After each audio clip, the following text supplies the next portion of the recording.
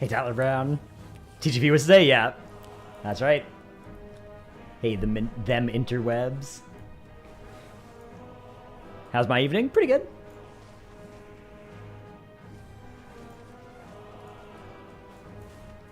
Always love any day that I get to cast.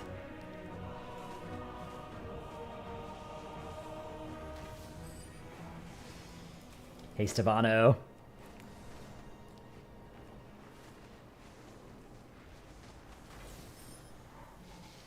Yeah, I'm trying out again another stream where we try out the YouTube Twitch simultaneous stream. This time I think I found a way to up the bitrate for YouTube, so hopefully it's crisper there. Do I have a favorite co-caster? There's definitely a lot of really fun casters to bounce off of. I don't know. It sort of depends on the vibe in any given day. I feel like there are a lot of people that I can kind of like compliment well. Like I feel like I can adapt based on who I'm paired with. Today, let's see. I casted with I think I casted with all of Tettles, Nagura, and Zyro. I don't know. I mean, they're best in the business. All of them are really good. Is it better for streamers if we watch YouTube or Twitch? Do you know? I'm not sure. I think if you're watching ads, it's probably Twitch, but I'm not 100% confident on that. But like, I think that's because you're gonna deal with more ads on Twitch than on YouTube. So, I don't know. If you're not watching ads through some mechanism, then it's probably the same either way. I don't know. Whichever one is better, like just go watch whichever one you're on. YouTube bitrate seems quite low. Quality's hard set to 1080p. Looks barely 720, but frame rate is good. That's not good. Yeah, on my end, I'm sending it like... I'm sending 3 times as much bitrate to YouTube as I am to Twitch. But maybe there's some sequencing that I could have done differently to make sure that's actually working. Let me see if there's anything I can change here. Max B frames? That doesn't seem right.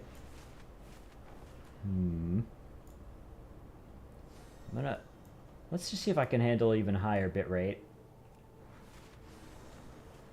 I guess that's probably not going to help.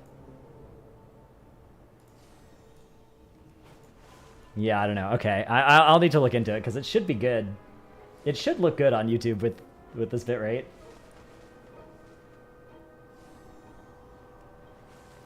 In the future, a YouTube live alert will go a long way too. Yeah, I think it should also send a notification to people that have the bell rung or whatever on YouTube. I don't know. I'm not very good at like telling people to turn on notifications for my streams or anything ever because I don't know. I never turn on notifications for any streamers. That's not something I usually do. So I think you have to opt into that, and then that's why all the YouTubers will always say like, oh, remember to subscribe and ring the bell. But I don't know. I guess I probably should say that more. Any beta keys? Probably not today, no. I will do some beta keys, I'm sure. I've already done some. I'll do more. But especially like on days whenever I'm casting, I don't usually like doing a lot of other stuff on those days. Did my underlings compete in TGP today? No, they play on next weekend. That's when my guildies go. What have I been rocking on beta? I've done Arcane, Devastation, all the tank specs pretty much, except for I haven't played Brew yet in keys. Need to do that. Resto Druid, Holy Priest. So I played a little bit of... I kind of tried to cover a lot of bases. They're actually beta keys? You were so sure it's only Epic Edition? Oh no, I mean like Mythic plus Keystones on beta. Not keys to get you access to beta. Although I'm sure those exist, but yeah, definitely pretty rare this time around. There's not like giveaways or stuff. Last couple of expansions, Blizzard has, you know, generated a bunch of keys for streamers to give out and stuff, but this time around, yeah, because of Epic Edition, they haven't done that. More than 90% of my viewers aren't subscribed, and then showing a sub graph actually gets people to sub because subliminally they want number go up, apparently. Yeah, I might start doing that, especially next time I get close to another sub breakpoint. Wreckoff, thanks to that 4-month sub. But right now on YouTube, I'm at 103,000 subs. You get a piece of hardware for 100,000, and I think the next one isn't until 1 million. So for a little while, at least, I'm not too worried about that number going up anymore. I'm not sure I'm ever hitting 1 million subs on YouTube. So I think it's cool. Dealing with COVID right now, your yap is excellent. Fevered background. Ooh. Hope that goes okay for you. Yeah, somehow I dodged getting sick this TwitchCon that I went to. This is not a good way to farm bronze, that's true. Face no. Is it still worthwhile to get the Epic Edition to play the beta, or is the beta limited to a certain time? I mean, it's... it'll go away when the expansion comes out, so... In terms of the total amount of value, I guess it loses value each day to get beta access, right? But if you want to play beta, there's still a month and a half or whatever left of it. Hey, Pope Pally. Next on 2 months.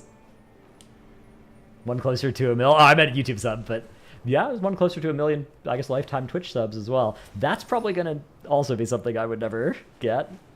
If somebody had 1 million lifetime Twitch subs, that means they've made, yeah, millions of dollars from Twitch as well. That's not a lot of people. On the topic of the podcast, I firmly believe that most players don't mind augmentation, but most players would not play the spec and would rather someone else do. Yeah, that I think that, you know, the set of people who have like there's a complaint from some high-end players about augmentation that's basically like, oh, this is like Yuumi in League of Legends, like it, you know, ruins the game or whatever. And I agree, that's a pretty minority view. It does exist. There are definitely people that think that way. But I don't think that's most people, and that is pretty isolated to some high-end players. But yeah, I mean, if you move augmentation from being an option to a requirement, then you do have to, people have to not just be okay with it being in their groups, they have to be okay with playing it themselves at a pretty high rate. Hey, Mr. Rager Gaming. Will there be a PTR for War Within? Probably not a PTR for 11.0. I mean, I guess there is an 11.0 pre-patch PTR, but I don't think there will be like a War Within, you know, Season 1 PTR. I think all that's being tested on beta.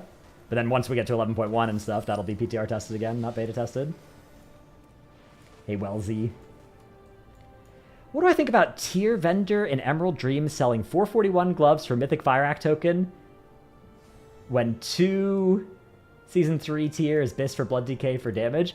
Yeah, that's, I actually swapped off of 2-piece recently on my Blood DK because I just want the extra stamina and armor and stuff, but it is annoying that 2-piece is, like, either competitive or better, like, all the way through. Although, I don't think it is at 441. I guess it's just in the glove slot.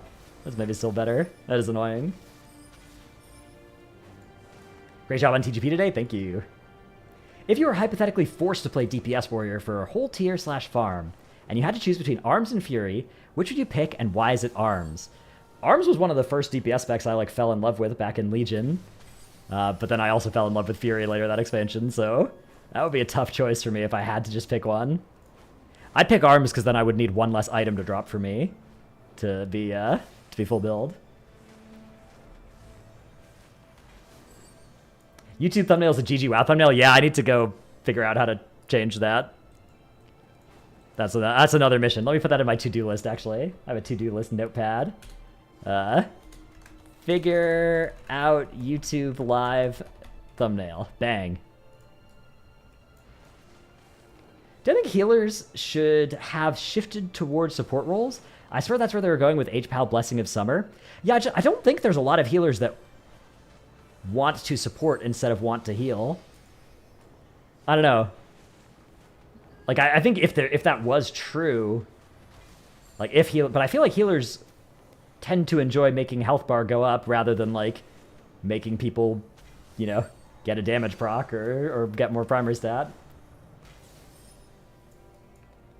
I swear character creation screen is the most difficult boss. I've been trying to make up a paladin name for 2 days now. Yeah. Yeah, sitting in front of the character creation screen is that's a time-honored tradition in all games. For me, Baldur's Gate 3.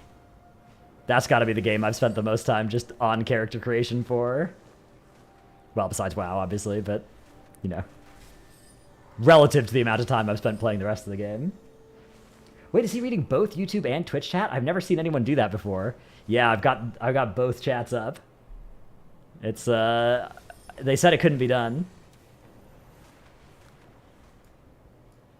Squishy Maker, thanks this up. My YouTube banner is GG WoW as well. Yeah, yeah, I need to update that. It's sad, but I should. What's my stance on boosting? Not RMT, but gold boosting for Mythic Plus and Raid. Yeah, I think it's a little icky because you can just buy the gold with the WoW tokens, right? And then, you know, it sort of lets you just buy carries through stuff. I don't know. It's one of those things where like I feel like it's a little icky, but I can't think of a system that would be better than what they have right now. I mean, I guess you could outright ban it and then have enough customer support people to actually enforce that ban, but it seems pretty clear that they're not interested in having enough customer support people to actually enforce that ban, so that's probably not realistic. Heard pre-patch is starting on the 23rd. It's got to be either the 23rd or the 30th, I think, yeah. Oh my gosh, he read my message. True parasocial gamer moment. That's right. What are my thoughts on the Shaman raid buff? I think it's good. I think Shaman's getting a raid buff is good. I think Paladin's going down to 1 raid buff is good. I think I would be happiest in a world of like less impactful raid buffs, a scroll being available to get you most of the power of a raid buffs. That would be my preferred solution. But failing that, it is, in my opinion, much better for every class to have 1 raid buff than it is for some classes to have 1, some to have 0. Yeah, scrolls were good. Man, do I just get one shot here if any of the people that are like MC'd are, you know, powerful characters? I guess nobody here's powerful because this thing is still alive.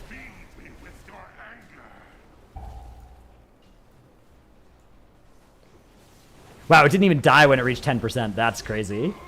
That's something I haven't seen before.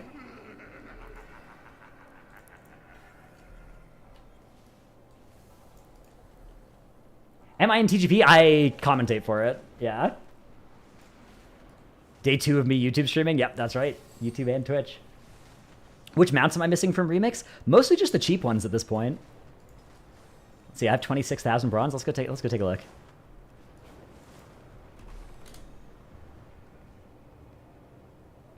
Drums 25% haste would be good too. Yeah. That one is a little bit less important for raid, but it would be nice for M+. Do we know when pre-patch is? I don't think we know for sure, but I feel like it's got to be the 25th or the 23rd or the 30th. Okay, where's the Beastmaster? Here. Yeah, I have all the Giga cheap ones. Don't have that one. Let's buy the ones I don't have. I don't even want these mounts. I just want my mount count to go up, you know? Okay, I still need 1, 2, 3, 4, 5, 6, 7, 8, 9.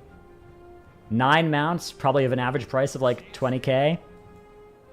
So I probably need like 200,000 bronze or something. Yeah, I'll get that through flying through bronze circles. That'll be good.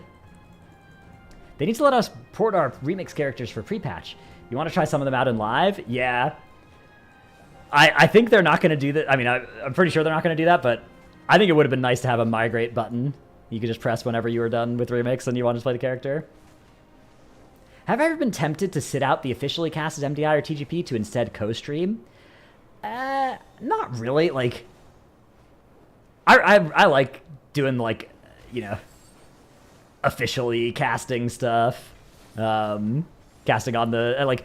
In theory, could I make more money if I did co-streaming? Maybe.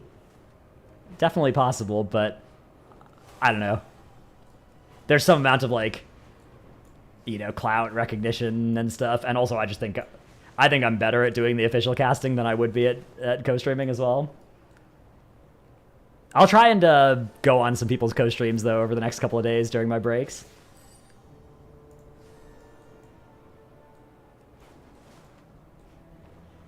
Looking good in my button-down shirt. Thank you, thank you. Which raid boss am I looking forward to most? Nexus Princess and Silken Court were both really cool. And they were like the penultimate and the third to last boss, so that's pretty hype. That's what we like to see. TGP competition is super stacked. Who's gonna make it out? Yeah, I mean, if it stopped right now, it would just be everybody except the Americans, which I don't like. So hopefully the Americans kick it up a gear. If it stopped right now, I think the difference between third and fourth is 1 second. So that's pretty close. There was Dratno's guild team that qualified for TGP. Did they have to rename? No, they're playing next weekend. I think they're going to get to keep their name. Yeah. I mean, it is my guildies. They're like, it's accurate.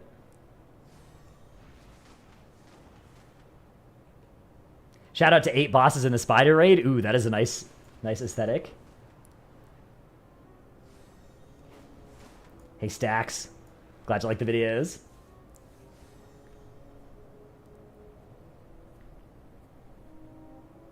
Would I pick my guild team and caster pick'ems? Oh, you know it.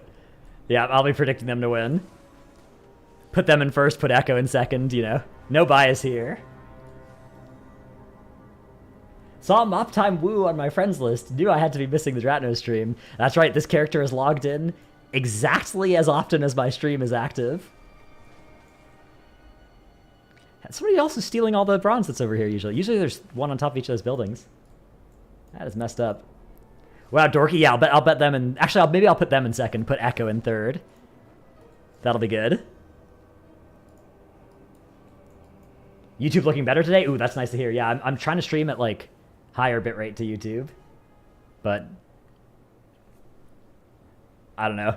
I think they have some different tech. Twitch just does something magical to make it look as good as it does on only, like, 6 megabytes per second.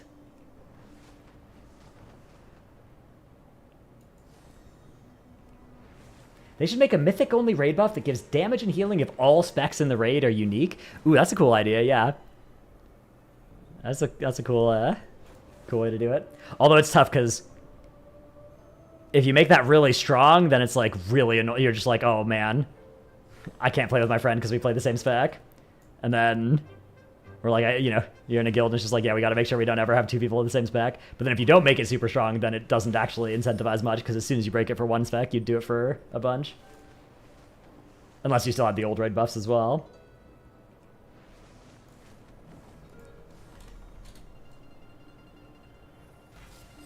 I didn't play Season 4 Faded. I played a little bit of Faded, you know. Done most of the raids. I haven't killed Razageth yet, actually. I still need to awaken Razageth at some point. And then, I've done a little bit of keys, but I'm not going to go for title this season. I gave up.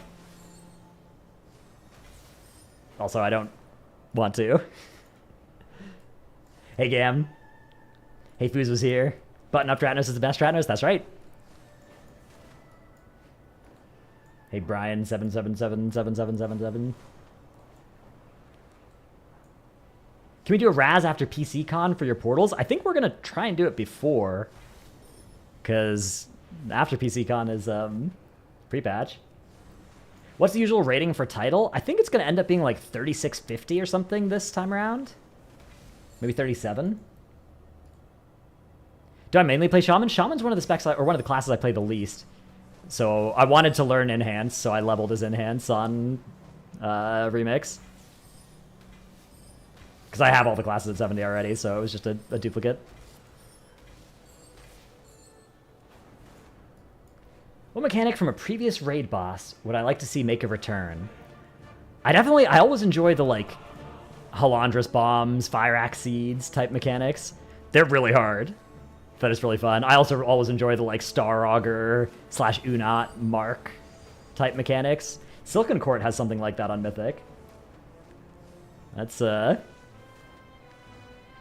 gonna be something. Gahoon Soccer. Oh, I didn't like the Gahoon, like throwing the orb down the side passageways thing. I actually didn't mind that on progression, but it was so bad during farm. Because during farm, it's just like, oh, we swapped out these two people. Like, okay, now let me teach you exactly what it means to be the second, you know, ball thrower on the right on the third set or whatever. And you just wipe if it doesn't work. Yeah, JK, I gotta figure out how to change that. We'll do that later. Xanash Soccer? Yeah. That mechanic was funny. Blasphemies from Anduin? Ooh, yeah, that was a good version of the Star Augur Unot marks. Hey, Corey, thanks for the 20 stream watch streak. This should be way higher. It reset a while back. Yeah, I'm going to try and stream sometime you're asleep to yoink your streak. Most controversial raid boss or dungeon take? I don't know if any of my takes are super controversial. I don't know. Like, I like 20 player size. I know a lot of people want to go to 10 or something. I like 20. I like really hard bosses, but I think they should get nerfed to not be as hard for most people later. Yeah, exactly. I'm a man of the people. If I ever had a brave, controversial take, I would squash it out of my heart and instead be a coward and pretend I always wanted whatever the majority wants.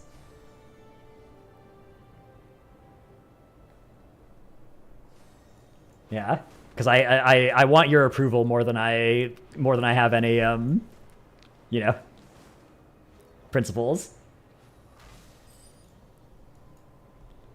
Do I think there will be a hidden phase for the last boss of this new raid? It doesn't really seem like the kind of fight from the Dungeon Journal that would have a hidden phase, but you know, Gul'dan wasn't either, and then they just put another boss afterwards, so that would be cool. I think they should do more on the first tier of an expansion as well. Like, if there's a tier to put a hidden phase on, more people play at the start of the expansion than the end. So they should actually, like, they should put more dev time into the first raid than in the later raids.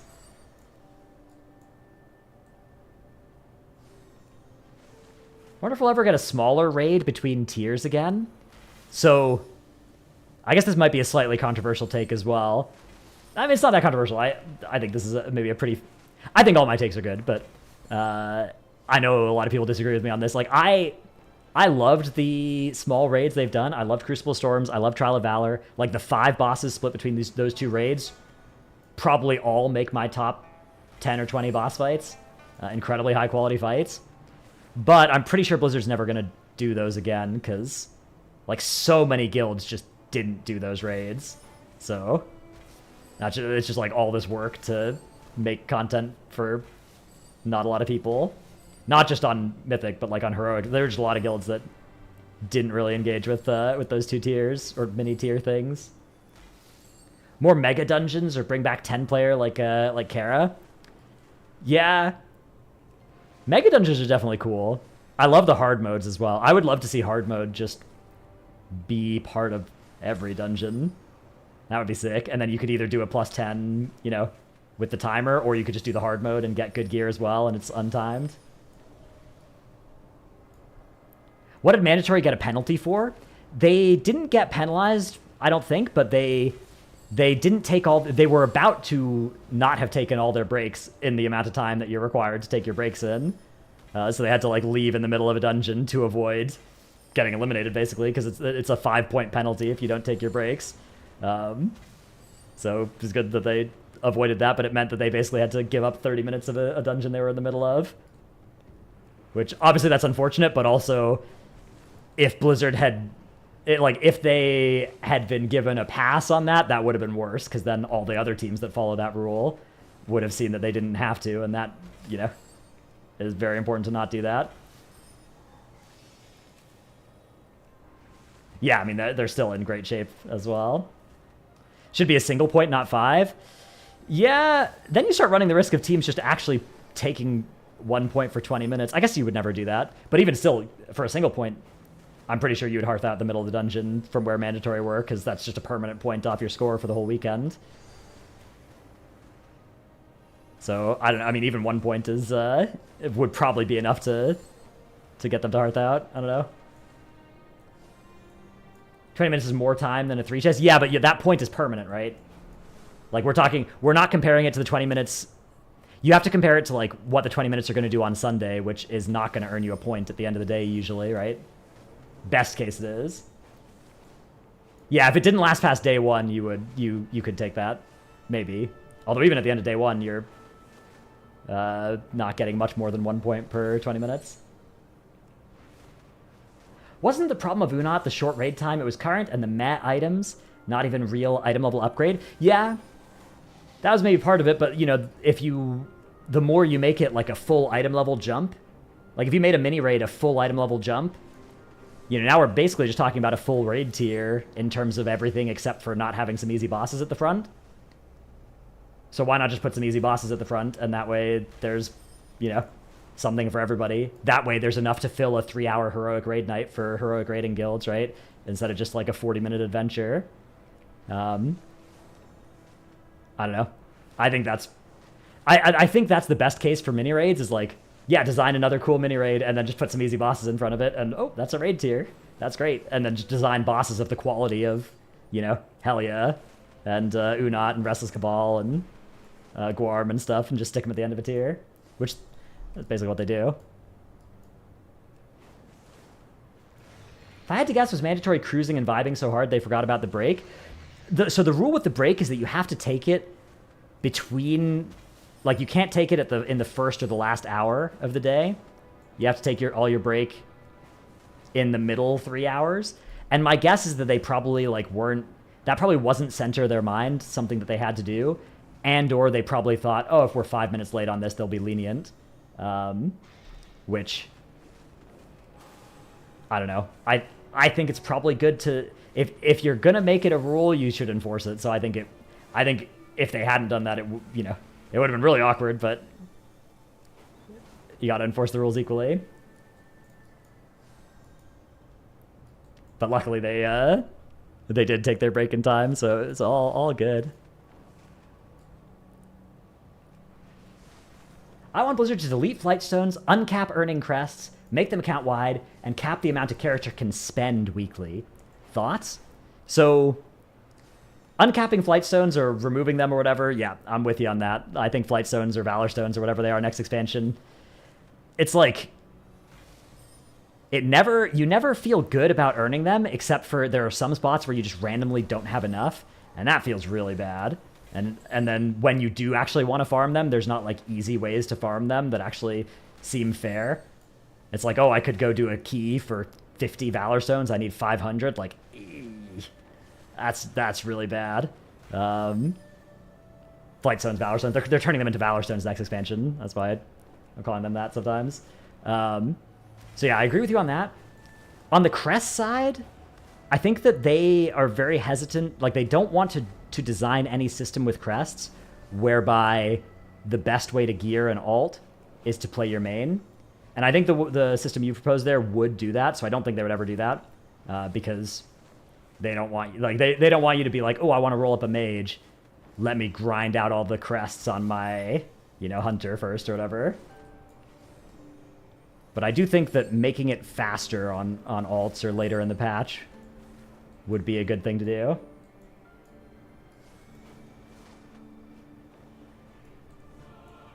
Unlimited acquisition and cap spending would go insanely hard. Yeah, that is a cool idea.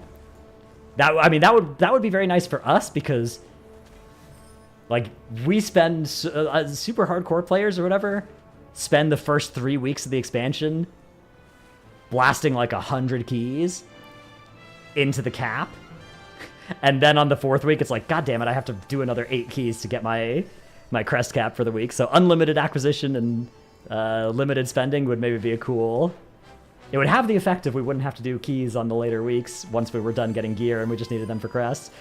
Whether Blizzard would like that, again, they would maybe look at it and be like, what if we want you to do those keys? But I think that one's definitely more possible than the account-wide one. Fix the chatting between Horde and Alliance like they did cross-server and faction already. Yeah, I think that all of the like awkward Alliance Horde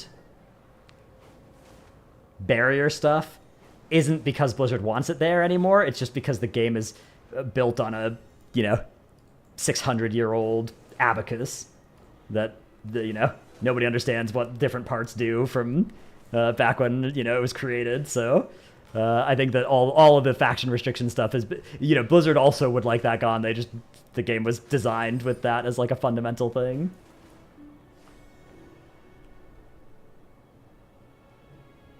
$12 crest per dungeon is too low. Yeah, 12 per dungeon is maybe fine in the first few weeks, but it should go up over time in the patch. That would be a very easy solution that would help alts and returning players and casual players late in the patch. That'd be sick.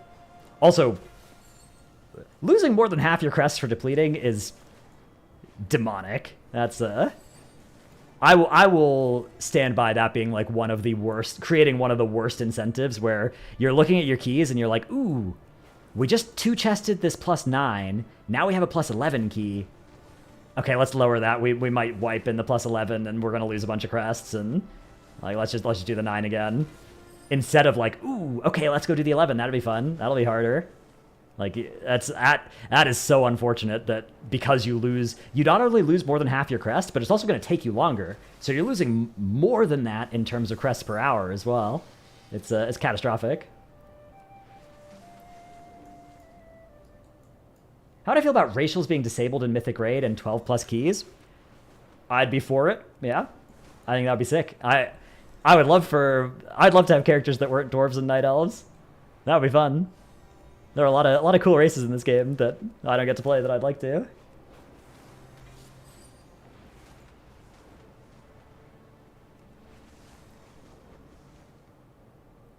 Hey guys, everyone go. Oh yeah, we all went Tauren for Razagath. I remember that. except for one mage. Yeah.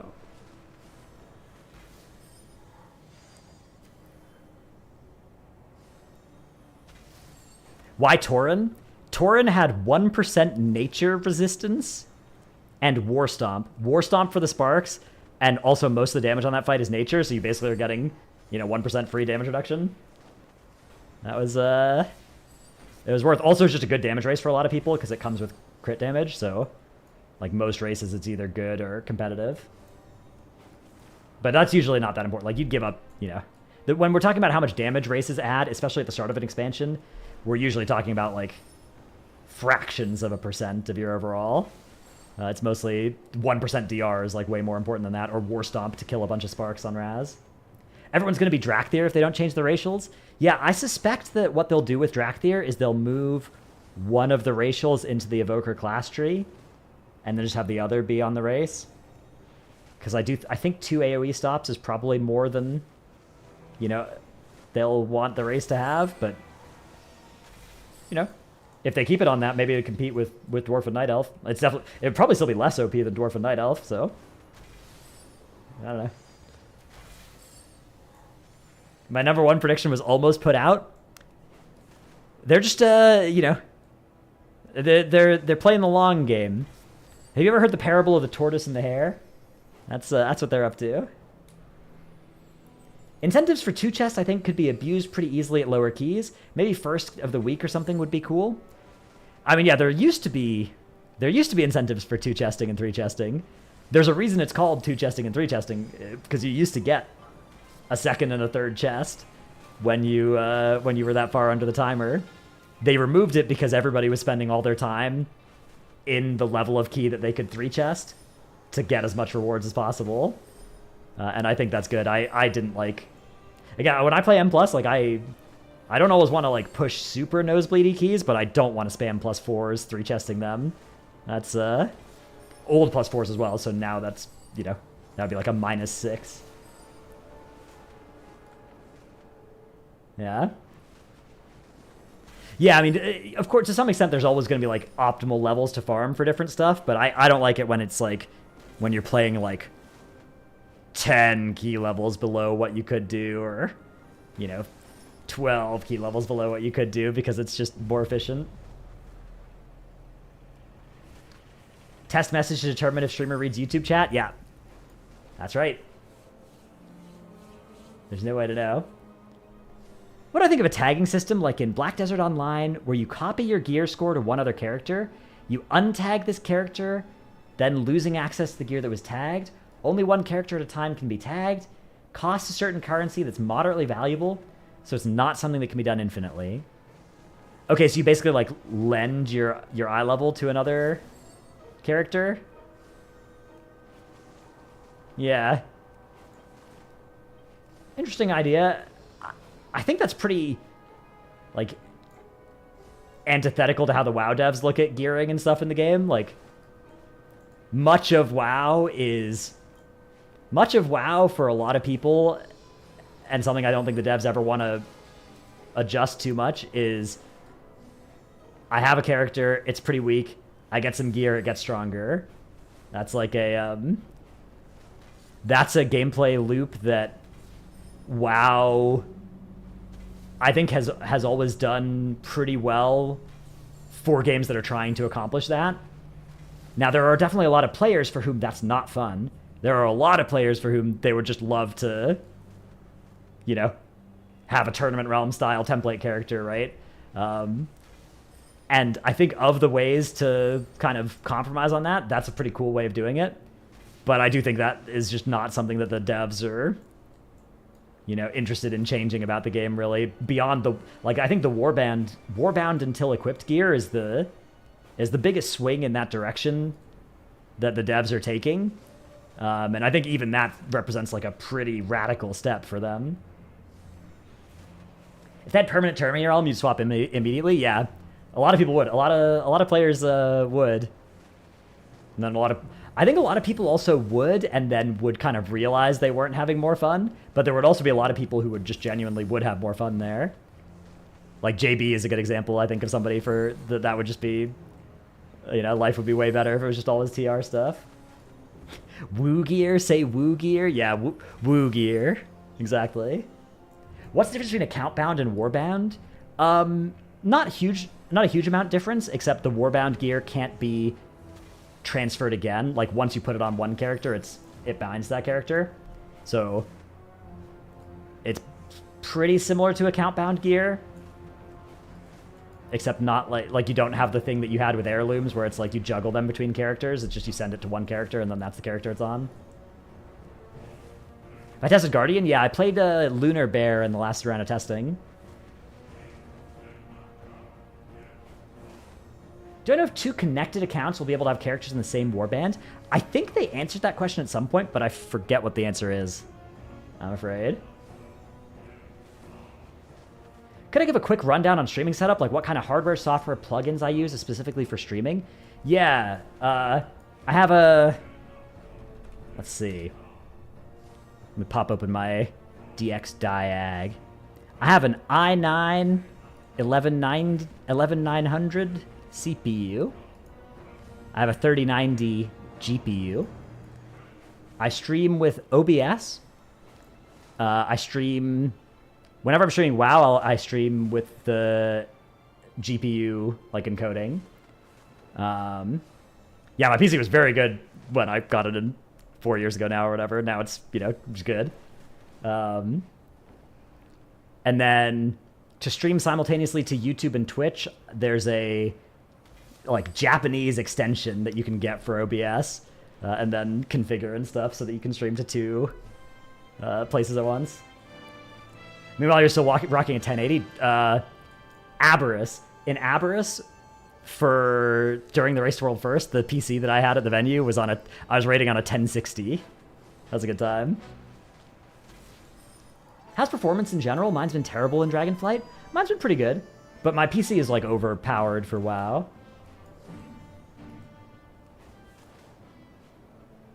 Am I a software engineer? No.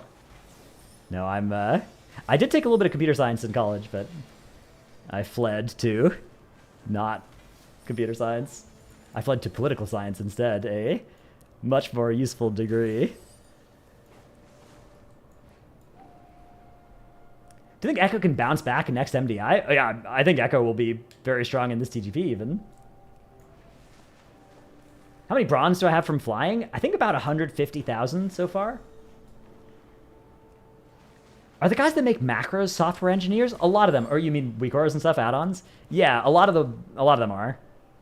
Like, a lot of them are... Maybe they don't do software dev as a main job, but they're always... Like, all the good add-ons are made by people that are very proficient. Software designer... I mean, by definition, I guess, because they've designed good software. If I had to have a non-WoW job, what would I do? I'd stream another game. I'd stream Path of Exile, Diablo, Teamfight Tactics, Variety. I don't know. Card games of some kind. Baldur's Gate 3. Yeah, if I stream Variety, Baldur's Gate 3 would be hard to make a main game out of. That's, like... That'd be tough. IRL stream. I've been tempted after TwitchCon. IRL streaming looked pretty fun. I don't know. That did look kind of cool. Although that was like hanging out with a bunch of people IRL streaming. I don't know if I could bring myself to IRL stream, like walking around by myself, talking to chat with nobody around. I feel like that. I don't know if I could tank the weird looks. I probably could. It would take a bit of getting used to. Drunk IRL stream? I don't know about that. I think that'd be a very rare proc.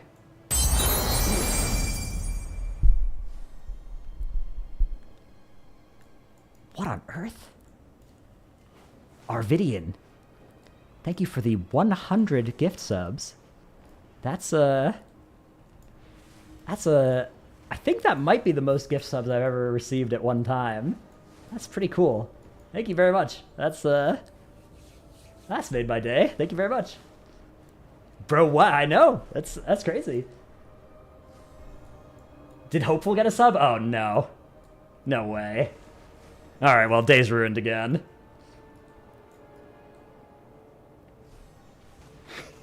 Refund that one, yeah. Send it to Twitch and be like, yeah, can I charge back exactly one of these subs? Just the one.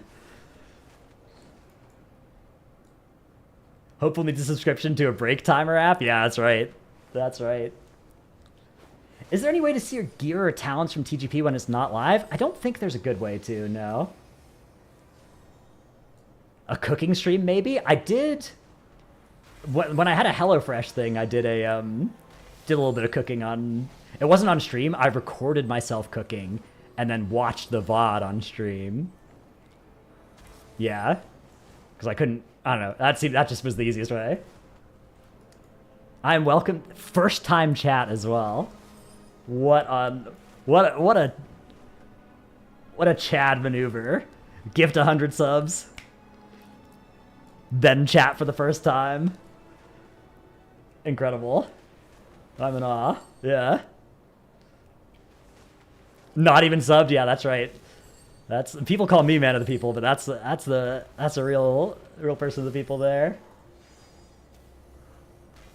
Did I start on YouTube? Yeah. I guess technically, yeah. Back in 2011. Making Minecraft videos on YouTube. And then I kind of chilled for like 7 years and then started streaming WoW, making WoW videos. Yeah, 2011, 2012. I think it was 2011. No way you gotta find those. I mean, they're not hidden. They're on the same channel as my WoW stuff.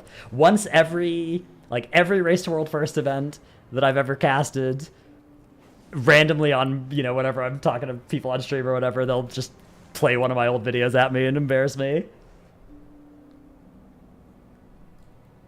Where can you see Dratnos Minecraft videos? Yeah, just on the YouTube channel, just sort by oldest.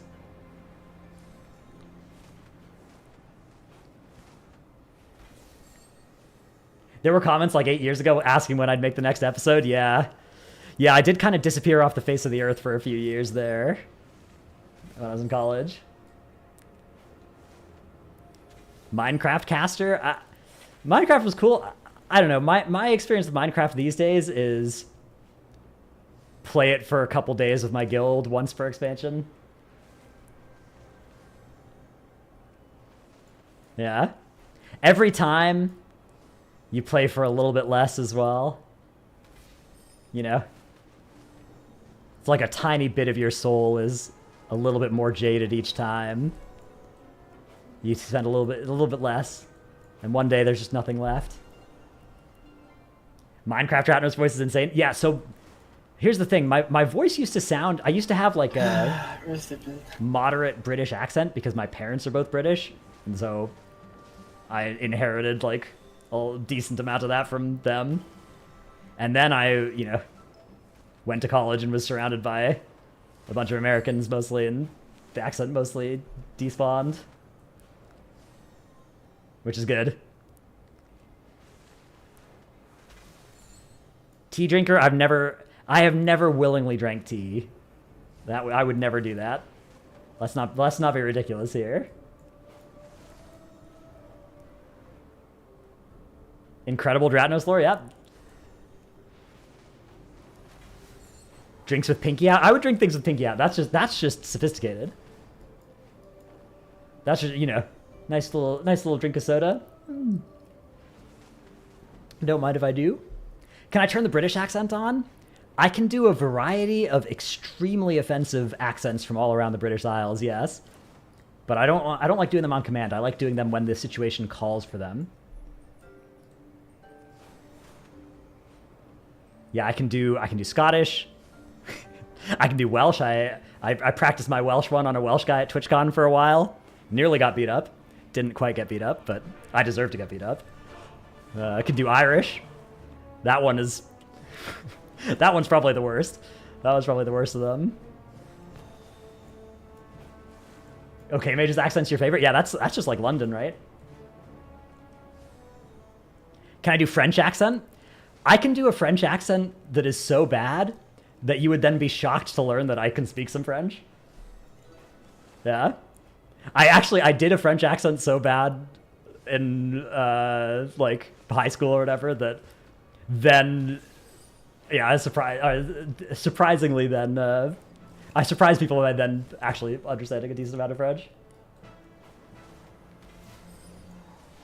Grab a butter water. Yeah, butter water. That's one of my favorite things to do whenever I'm hanging out with British people is to just say butter water. Butter water. My parents moved to the US when I was young. No, they were here before I was born.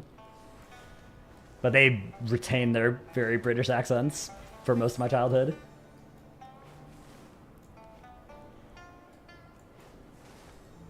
Lovely Tuesday, innit? That's right. Tuesday. Bruv. Innit? Yeah, that's another bit. That's a bit in my guild, is the Tuesday bit. Can I give a quick breakdown of the defensive creep issue so you can clip it and send it to your friend who believes it's not an issue? Sure. Okay, so we're trying to get this to clip length. All right, so the basics of the defensive creep issue are most classes now have like 4 or 5 buttons that you can press to get... Not most classes. A lot of classes now have 4 or 5 buttons. Most maybe are on 3. Some unlucky are on 2 or whatever. You have a button you can press to, you know, give you a 20, 30, 40% DR. And the problem with that is that then, because you have so many of those, over like a 2-minute window of a fight, you're going to have like 5 things that you can press a defensive for. So for Blizzard to actually threaten to kill you, they have to do enough damage where it basically kills you if you don't press a defensive. And then instead of the game being about healers healing you, the game is instead about DPS players pressing a defensive before the damage. It stops being like, oh, I'm at half health, I need to get healed, and it instead turns into like, oh, I'm at half health, I need to health pot to full and press a defensive before this damage instance happens, and it's about looking at a timer, seeing when the next damage is coming out. We have weak auras on Razageth that's just like, oh, there's about to be a lash tick, you're at 85% health, like you're too low, you gotta solve that, press a defensive or heal. Sure, it looks wild on stream, optical illusion. Yeah, I was a little bit worried that this would turn out bad on cam. So I hope it's not too bad. I think it's only if it's like zoomed out, if depending on your zoom. That's a long clip. Yeah, you maybe cut out the start of it. I guess the part where I rambled about the number of people that have it.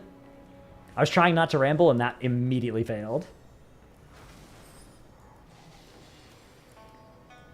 What accent do my parents have? Yeah, like Scottish, one of them, and English, the other. Do I have siblings? No. Do they have accents? I don't know. They don't exist.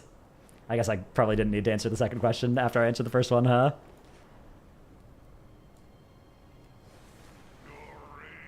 I already killed that thing today. How much bronze are we on? I guess I have this tracker now. That's good. I ate them while in fetus form.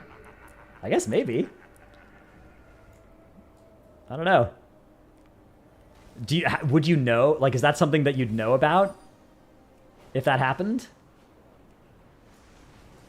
I guess you would know because, like, your parents would get an ultrasound or whatever and it was twins, and then you get born and it's not twins. And it's like, oh, where'd they go? No, I don't think that happened with me, but actually, would you tell your kid if that happened? Maybe you wouldn't. Maybe you'd be worried they'd feel guilty, right?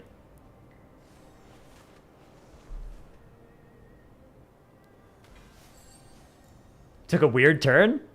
That's what happens when I read most messages, yeah. Sometimes people put some weird stuff in there. You'd tell them when they were being an asshole as teenagers? Ooh, that is good. Yeah, you'd save that one up for... to cause some emotional damage at the right time. Did my guild run into any dragon flying issues on Tindril Prague? Not really, no. Like, we had people, you know, die embarrassingly in the intermission or whatever a couple times and get flamed for it in a funny way. And people, like, miss the bombs by... One person missed a bomb by, like, imagine this was one of the bombs they were trying to soak, and they did the, like, this thing and kept missing it, and then it exploded. I think every guild had somebody do that once. Yeah, I'm pretty sure somebody did miss the platform and just go flying off the other side.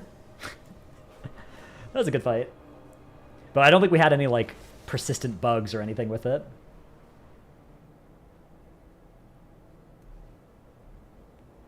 Usually the 12-year-old video channel update streaming today is a stream intro. Dude, I can't watch any of my I can't watch videos that are that old of mine. I can barely watch videos that are, like, today old. Whenever I'm editing my videos, like, hearing my own voice is nails on a chalkboard already.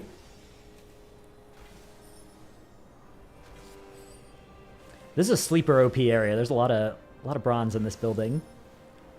Gotta make sure I always check there. What was the worst designed boss of the Dragonflight expansion after tuning and changes, etc.? So, like, the version that is live right now of them? Because it would definitely be Zaskarn before the changes to it. But yeah, if we're using the current version, Zaskarn's definitely not that bad. It could be Council of Dreams. It could be Senarth, maybe. Could be Broodkeeper, maybe, still, as well.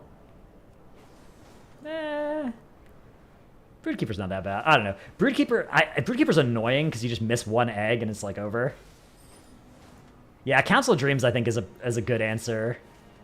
That one's just icky. It's annoying as well because it's like 3 targets. 3-target fights are supposed to be fun.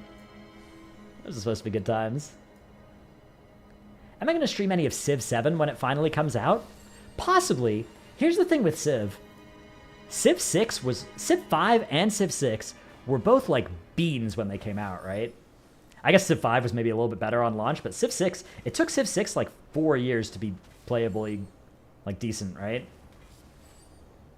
So, I feel like that's true of, like, all games in that genre these days, all 4X games. Like, if you ever play a Paradox game, which I play a lot of, like the map games, those games suck pretty reliably for the first 3 years of their lifespan. And then it's like now there's enough DLC with enough content and they've fixed enough of the glaring systems issues that you can actually really enjoy them once they're 4 years old. So I think that Civ 7 might be like that as well. It might be a wait, get it on sale like 2 summer sales after it comes out or something. Yeah. Do I think casters of TGP inadvertently having even the smallest influence on the outcome is an issue? Genuine question, not trying to be antagonistic, based on the assumption that caster realization of Mandatory's break time was instrumental in them also realizing the problem. Yeah, there's definitely a little bit of risk of that. I don't know. I mean, it's tough because, like, you know, we do this as well with theory craft at the end of a day, right? Like, we'll look at the leaderboard and then we'll be like, oh, actually, this team needs to go. This is something that happened in a previous TGP as well. Was like, oh, this team actually can't win with this key that they're trying right now. They need to go try the 21 in this other keystone so they can get the tiebreaker or whatever. Like, they're dead if they stay in here. They need to hearth and, like, you know, if you notice that as the caster and it's relevant to the commentary and you say it and then that leads to somebody getting DM'd on the team from somebody watching, are you influencing the outcome? Maybe, but you're doing it by doing your job, right? Of, like, providing commentary on what's going on. I think if you try and filter that out, like, certainly if the casters are DMing players, that would be a problem. Not something that I think has ever happened. But if the casters are just providing commentary and insight on, like, here's the state of the game, here's my understanding of what the, you know, what the situation is, or what these teams need to do, and the teams end up hearing that commentary as well, and then realizing that the casters are right, like, I think it's very hard to remove that. Like, you could try and tell the casters to never speculate on those things, but I think that's a lot of good commentary is providing that context for the viewers to understand what's going on.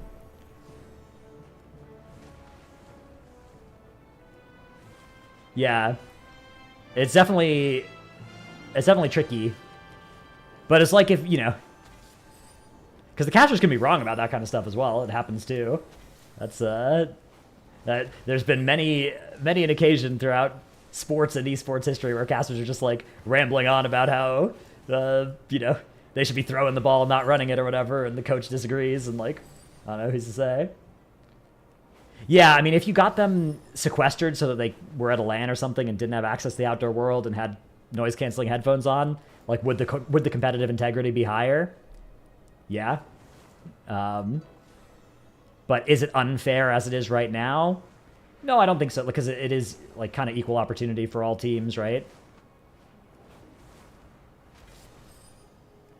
The only way to prevent it was the delay. Yeah, and particularly, like, so the thing today, I wasn't actually on shift for this. I was getting Chipotle at the time. I'm gonna level with you guys. I wasn't actually, so I don't know the full details, but it was mandatory, needed to take a break, and we're in the middle of a key that didn't have enough time to finish before they had to take their break, and the casters, you know, noticed it and were talking about it, which I would have done as well if I had been on. So yeah, I don't know, but, like, that would have happened for any other team that was in that position as well, that the casters noticed it for, because it's just good commentary about what's happening, and you need to explain to the viewers why they're randomly going to be hearthing out of this key halfway through. All right, Meow, thanks for the prime. Yeah, I don't know what the interaction between the admins and the players was. My understanding is the admins have a similar, like, there's not a different, like, they try pretty hard to have a very consistent set of lines that they send at the same times to all the teams. So the message of, like, I don't know exactly what was said, but I suspect that it was probably around the same time where they told all teams, like, hey, you need to make sure you've taken your break by the top of the hour or whatever, rather than, like, at one specific team, hey, this is what's going to happen to you if you fail to take this break in the next little bit. We didn't even know what the penalty we would get. I think it's good you said it, so we got some DMs. Yeah, again, I don't actually even know exactly what was said by casters, but I think that the casters explaining the rules to the chat, if that leads to the teams finding out about it, like, I don't know, that's fine. Honestly, it's not like there's an advantage you can get as well by being like, it's not like you could go in as a TGP competitor and be like, here's what I'm going to do. I'm going to not read the rules, and I'm just going to rely on one of the casters saying something so that then somebody DMs me so that I will avoid, you know, getting penalized for breaking the rules. It's like, no, obviously the best answer is to just read and see all the rules, right? Like, so it's not like there's an exploit available here for teams, right? It just makes it less punishing if you screwed it up, if the casters then might bail you out by doing their job and then having somebody DM you. So yeah, I don't know. That's my general take on it. Again, with the caveat that I wasn't watching at the time that it actually happened. I was at Chipotle. I had to get my chicken. We knew there was a penalty. We couldn't find what it was be. Yeah, it's you know, definitely a pretty harsh one. 5 points. Although honestly, if the penalty isn't harsh, then you know, maybe people wouldn't take the break, and then obviously what's the point? But yeah, I mean, it's good that we avoided that actually happening. That maybe will spark some discussions to make sure that doesn't almost happen again, or I don't know. Yeah, the leeway of 2 minutes, I don't think it was unreasonable to think you maybe would get that, but I do also like from the admin side, you know, following the letter of the law exactly is nice, because then you can't get accused of like favoritism towards one team or having, you know, an admin's personal feelings about like, well, it would suck if somebody got DQ'd or whatever, effectively DQ'd for something so minor or whatever. And then it's like, okay, what about 2 minutes? What about 3 minutes? What about 4 minutes? What about 5 minutes? What about 10 minutes? Like, where are you drawing that line if you're not just going to use the rules as written? This is one of the reasons I'm glad I'm not an admin, because that sounds like a very easy way to get yelled at by people who feel justified in yelling at you for something that, like, there's not an answer that avoids people yelling at you for. Yeah, I mean, I'm glad you guys... I'm glad that it didn't end up being a disaster, and I'm glad you guys ended up, you know, still at #1 at the end of the day after all that as well, because it's always really unfortunate when, like, that kind of stuff matters, so... At least for day one, it didn't. I guess it could by the end of the weekend. Should have timed the key and had enough to take a break, but I picked you third in predictions. I had to support the... I was going to have you guys first, but then Nagura picked all the EU teams and started posting EU versus NA memes in our Discord, so I changed to predicting the NA teams. Because I'm not normally, like... I feel like there's a lot of Americans that are like this. I'm not normally, like, super patriotic all the time, but there's nothing that'll make me more patriotic than a European saying shit about America, right? Like, Europeans they start criticizing us. It's like, all right, hang on. Now we've got a problem here. I'm British. I was born in the United States of America. That's ours is a great country because that's what it takes to be an American, or even not necessarily even that. An EUer speaks and I start feeling the need to dump some tea in a harbor. Exactly. Exactly. How come my weak aura says it's Agi if you're on Ellie? I'm on Enhance. This is Enhance. I play Terraceland on NA as an EU player and you like it. Americans are more chill. That's cool. Opal's just trying to take down another team. Yeah. Leaving a graveyard of teams behind him.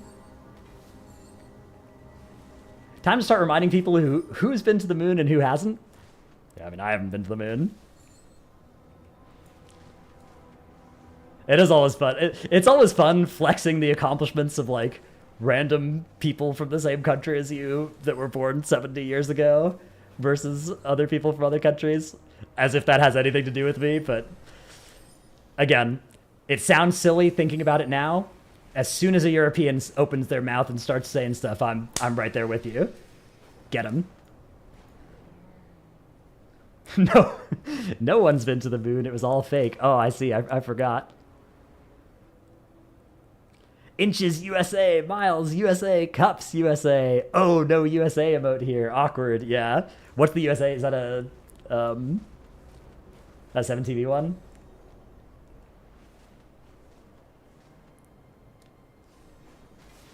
Did Mandatory get DQ'd? No, they just ended up losing like 20 minutes of time, basically, because they had to hearth out of a key in the middle of it to go take their break. So, and they still ended the day in first place. They ended the day as well, making good use of the overtime as well, so it was all good.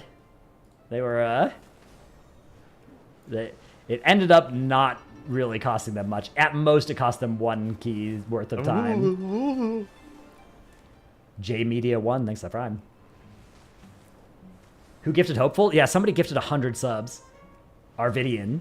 Arvidian came in, gifted 100 subs, typed their first message in chat, left. Giga Chad. Maybe left, maybe lurked, I don't know.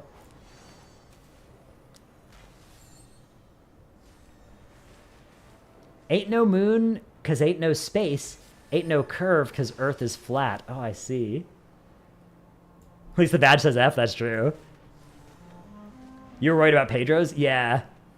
I'm sure that they'll pick it up tomorrow. That's the good news is all the teams are just basically tied. Like the tiebreakers right now don't really matter because none of these keys are going to last on anybody's scorecard. So except for Mandatory, who are a key ahead of everybody else, pretty much the other teams are tied-ish. There's a couple of like 2 chess versus 1 chess differences, but basically tied.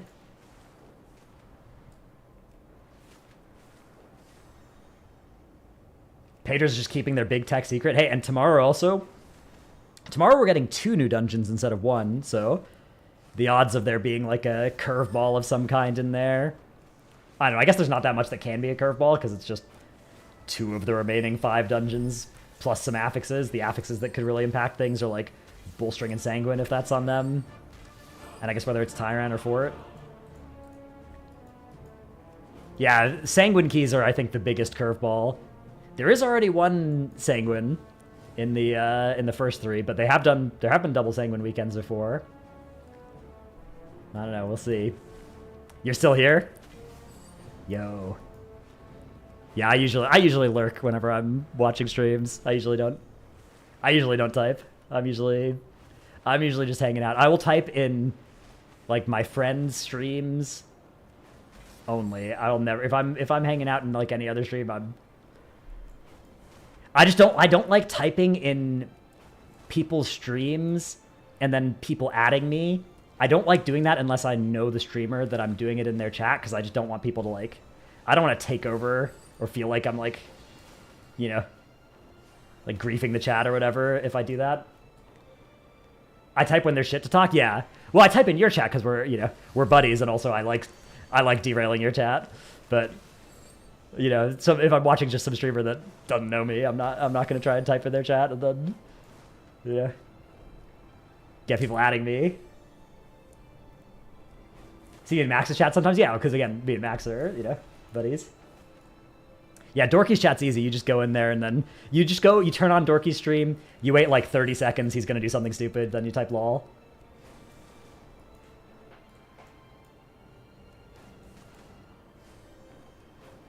Yeah, he's a dumbass, exactly. Arvidian, thanks for the 20 gift subs. That is incredible. Thank you so much. Hope you're having a great day. Thank you for all the gifties. Another easy dodge. That's right. Sub gifters just can't hit me easy. Easy. Out here matrix dodging those subs. That's right. Did I raid test the 2 bug bosses again after the change, or was it just a tuning thing? I didn't test anything the first time, like last week. So I think the bosses they retested, I tested for the first time a couple days ago, like Wednesday or whatever. I guess I tested Brood Twister already. That one, they had fixed some evade bugs with the ground.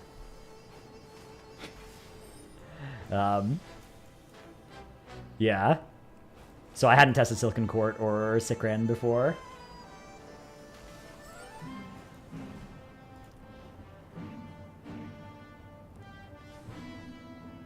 We can confirm that's a joke because your account was created in 2015. That's good. That's good that that's confirmed a joke.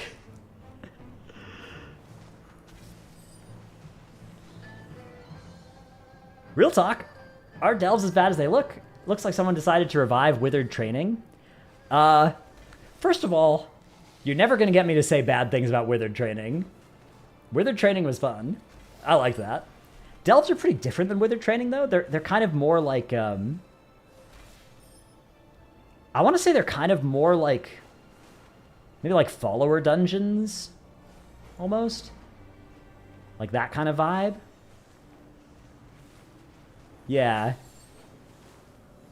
Or like maybe... I don't know. I would say, yeah, follower dungeons I feel like is the closest to that. You don't get a whole party, you just get one brand, but you can play with any of your friends up to as well.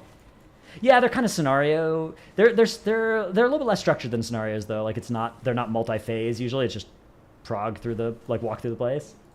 I guess there are stages in them. So yeah, scenarios is maybe like half scenario, half follower dungeon. Dorky said they're like war fronts. Well, they don't have the like.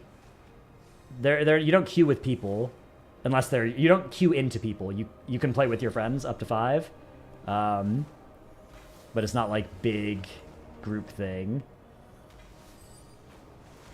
But yeah, I mean, if you liked Warfronts, you'd probably like Delves. But I don't know a lot of people that liked Warfronts. I think there will be people that didn't like Warfronts that will still like Delves.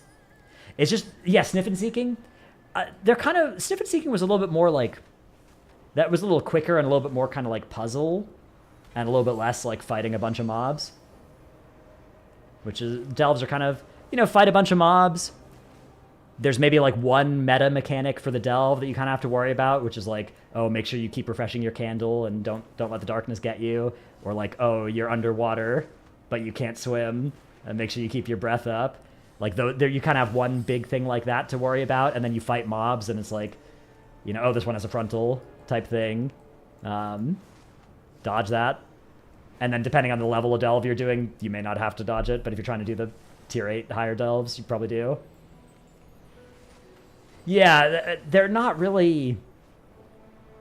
Like, I think they're mostly for people that want to be able to log in and do something that is part of the, like, end game ecosystem, right? That fits into the Great Vault and has seasonal progression and stuff without needing friends or organized stuff or a dungeon finder and waiting for a queue to pop, anything like that. It's, I think it's very much aimed at, it's like the kind of thing... Me, for instance, logging in and flying through these bronze circles, if I want to just log in, yap to stream, and, like, do something, Delves might be kind of in that space. Although, honestly, like, the Delves also have a higher difficulty at the top end that is a little bit higher that maybe would be hard to kind of full read chat during. Probably still could.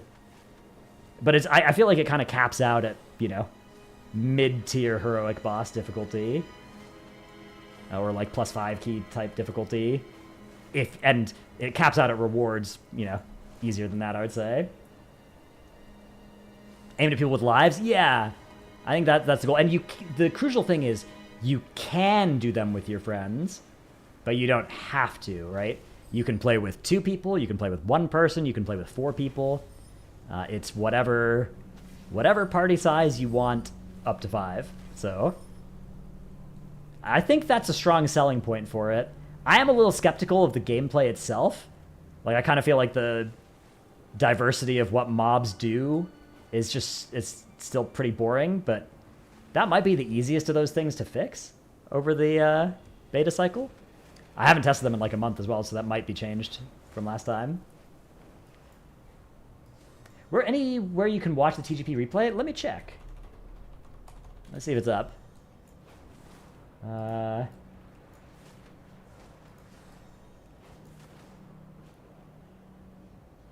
Yeah, let me link it. Okay, I found it. Bang. There's the VOD from today in Twitch chat. Been playing Helldivers 2 lately, and it kind of feels like that. Yeah, it's sort of like Helldivers 2, except Helldivers 2 is like really... fun, and the Delves are kind of like, WoW combat against mobs that aren't super interesting or anything like that. But yeah, it's kind of like that otherwise.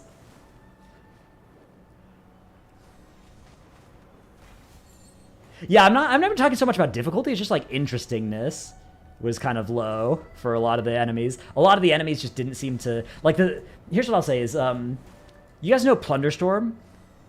Every mob in Plunderstorm had like some telegraphed dodgeable thing, and like fighting those, doing the PvE fighting in Plunderstorm was pretty fun.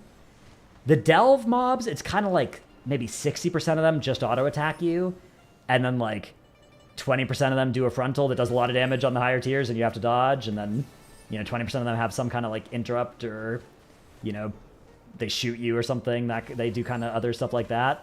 But I feel like it would be better if they did kind of make them more like Plunderstorm NPCs that do like telegraphed attacks that you got to dodge, and not like gotta dodge, but depending on difficulty, like you want to dodge.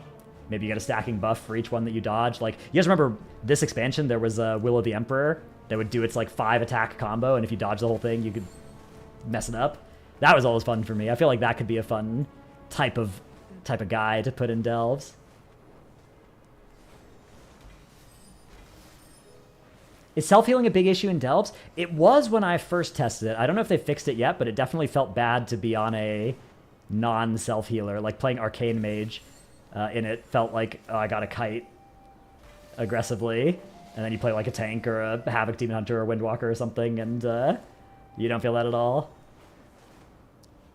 Torghast kind of felt a little bit like that as well, which, I don't know. I feel like that would be another thing that Delve should do, is they should tune it such that DPS specs are mostly just trying to do a lot of damage to the mobs and dodge stuff and not like take a lot of auto attack damage. And then tanks can take heavy auto attack damage, but the mobs shouldn't auto that hard if you're a DPS spec. Ooh. Slicker 95. He's at 51 months. Wowee. Atratnos. I'm a semi-hardcore Oceanic player that life has shifted my playtimes. I'm wanting to transfer to US.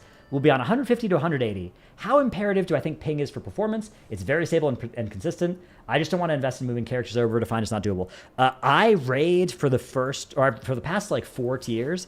I have raided on, like 150 ping from EU to NA, and it's been fine. I don't think you'll notice it really in raid too much. If it's stable.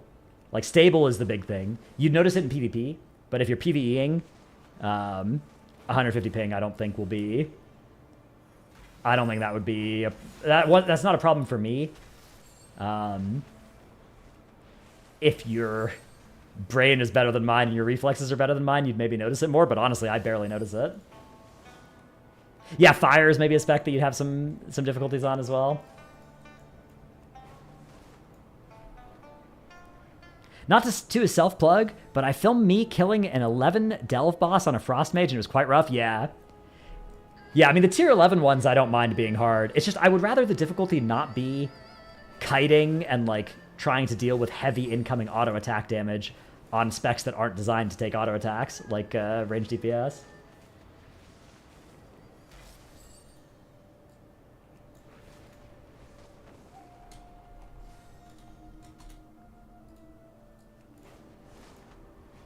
How would I feel about Delves becoming role or class-based challenges? Yeah, I don't even think they necessarily need to, like, explicitly say they just need to add some tuning knobs where, just scale the auto attack damage down for non-tank and maybe non-healer players. Maybe scale it back up for Windwalker and Havoc, I don't know. Like self-healing DPS. But yeah, I think that there should be some tuning knobs that do get adjusted based on spec so that the challenge is kind of the same, is consistent and is not just like randomly way harder if you happen to be playing Mage is a good example of it, versus, a melee DPS or a tank or whatever. Are they the new Island Expeditions? Yeah, they're kind of like a... Island Expeditions had some pressure associated with them, right? While also being objectively easy, but it was like, there was some time-sensitive nature to them. Delves don't have that. Delves are kind of a no-pressure, chill vibes thing, which I think is good.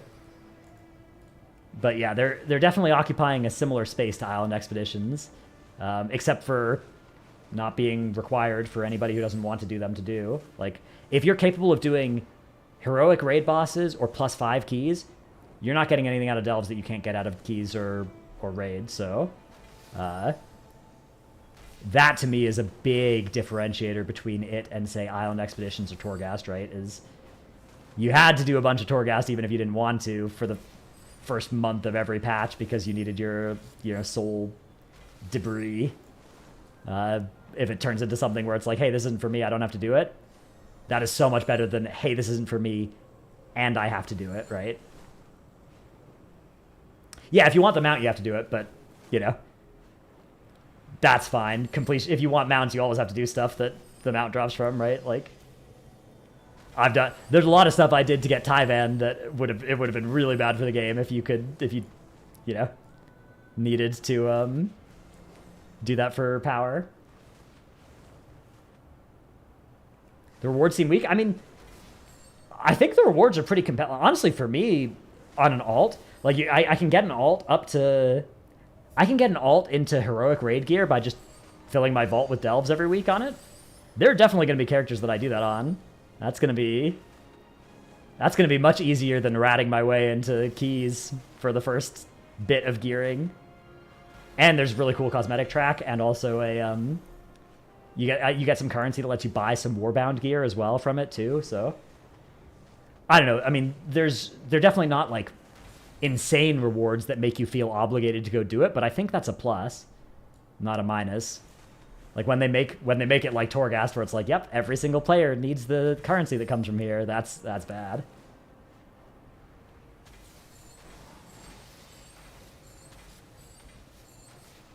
This like Legion invasion thing was added in Legion, right? This wasn't here in MoP the first time, right? This Legion portal. Yeah, okay. Because I recognize this architecture. Like, this architecture did not exist in MoP. I'm pretty sure this is a Legion model. Is Torghast still doable, or do you just one-shot everything? I think you do. Maybe not one-shot everything yet, but it's definitely it's a cakewalk, right? You kind of want to scratch the itch, TBH. I never want to go there again. I don't ever have to go there again as well. Look at this. Torghast. Bang! All done. Never again. Got the whole thing. A lot easier to do weekly delves on a bunch of alts to rat a bunch of tunes in 8s and 10s. Yeah. Tower Ranger Bis title. Yeah, it's a good title. Do you get a mount? Yeah, there's a bunch of mounts actually. Like this is a mount reward. This is a mount reward. I think there's some rare mounts or something from there as well. Twisting Corridors was pretty... I liked Twisting Corridors and the Jailer's Gauntlet more than I liked base Torghast.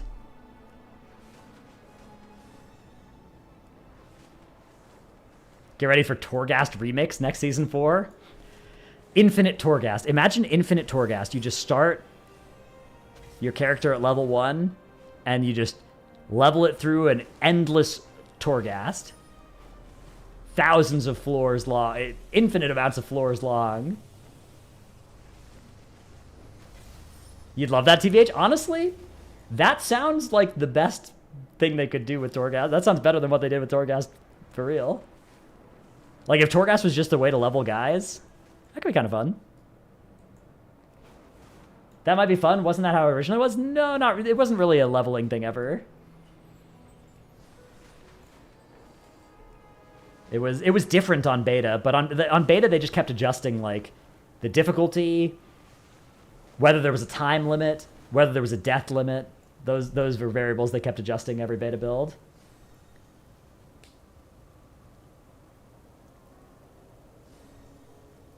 You just want Risk of Rain 2 on your WoW character? Yeah, I feel that.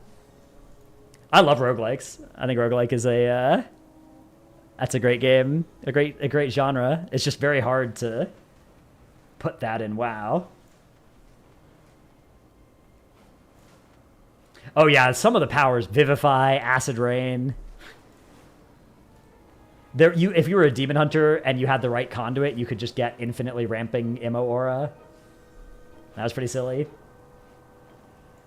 They should make WoW Vampire Survivors, where you slay hordes of enemies and get upgrades.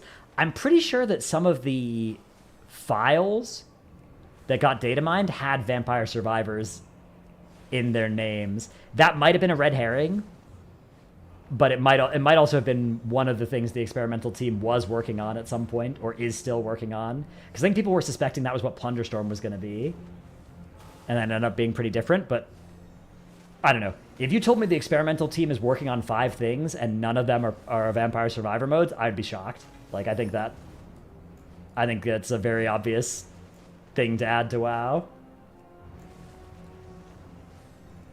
Instead of, the next Plunderstorm, basically, like, could be something else, but I think Vampire Survivors is one of the most likely genres to yoink. I think it's a red herring, because they likely wouldn't use the actual name Vampire Survivors. Yeah, maybe. Maybe, although, I don't know if it said Vampire Survivors or, like, Survivors or something. I don't know. I forgot what the actual data mining was.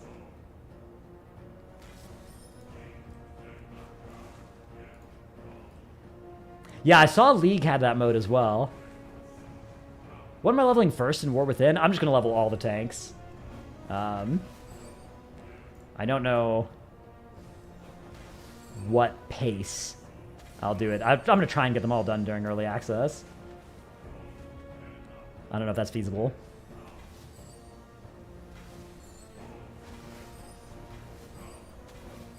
Yeah, I don't think they'd get in trouble for internally naming stuff Vampire Survivors, but it would maybe add power to a lawsuit against them, where it's like, hey, clearly this is based off of this because the files were named this or whatever. I don't know. I have no idea. I'm not a lawyer. No idea. Have I been collecting balls and yapping for an hour and 30 minutes? Yep, that's right. That's right. That's what this stream is going to be for the next month and a half, pretty much. Am I playing Last Epoch on Tuesday? Yeah, I think I will. I think I will. So maybe I'll play that. Maybe I'll stream that. I don't know. Yeah, that's the thing, is like, I'm pretty sure you can, a WoW version of Vampire Survivors, it would be pretty hard for Vampire Survivors to sue. Size of company difference aside. I don't know. I'm not an IP scientist, but my understanding is you're basically just allowed to do that. If I'm not a lawyer, what's my doctorate in? Yeah, a fake doctor.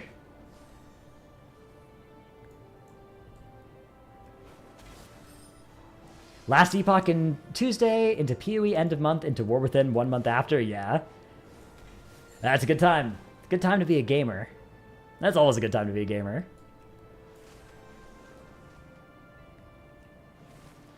Need the stream to continue so you don't have to log into Dead Space remake on your own in the dark? Ooh, that sounds scary. Yeah, this is probably gonna not be. The stream's probably not gonna last too much longer. I just wanted to stream today because I'm not gonna stream tomorrow. And I don't know. It's good to stream, but I usually don't stream for too long on days that I cast. Yeah, 126 subs. 120 of those from Arvidian. Incredible generosity. Definitely was a good idea to hit start streaming today, that's for sure. Surprised I didn't change out of my casting shirt. Yeah, then I'd have to wash another shirt. My laundry is already getting sketch. I gotta do my laundry today, so otherwise it's gonna be too much for one load.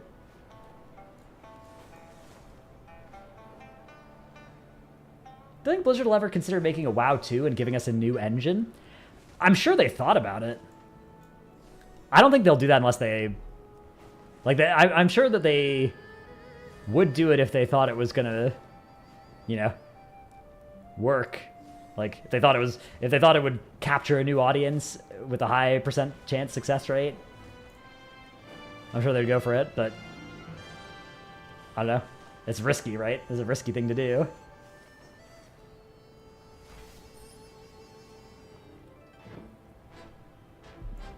Better start banking laundries for War Within launch. Ooh, yeah. It's not the launch. It's the raid coming out. Like, the expansion launch week is actually always super chill for me, pretty much. I, get everything done. Then I'm just hanging out, killing super rares or whatever, vibing. And then it's the when the raid comes out. When the raid comes out starts to be when I have, 30 hours worth of stuff to do every day. Engine's still kind of CPU bound, so a major overhaul to run more GPU would be a big upgrade. Yeah. I mean, I'm not saying that if they could just make a WoW 2 that had everybody who played WoW 1, swap over to it and then also got a bunch of new people, I'm sure they would. But, like, what are the chances that you try to make WoW 2, you invest $200 million into it, and then it kind of flops or whatever? Doesn't actually, it becomes one of 100 MMOs since WoW 1 came out to not actually get a lot of people. For whatever reason. Oh, this person they want these orbs. Not on my watch. No. Okay, I got one of them. They can have the rest. That's fine. Like, WoW runs on pretty bad machines. Obviously, it's not perfectly optimized or anything like that. I don't think it's particularly well parallelized or whatever. It doesn't run particularly well on that. A lot of that's just because all the add-ons aren't so all your add-ons just run on your primary core or whatever.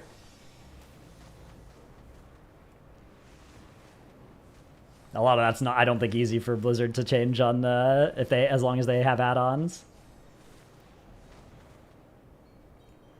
They'll make WoW 2 after Riot MMO comes out so they can yoink ideas.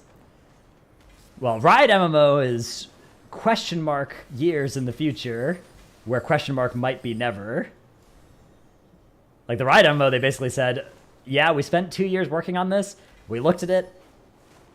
It sucks. We're starting from scratch. We might never release anything. So yeah, that may never happen.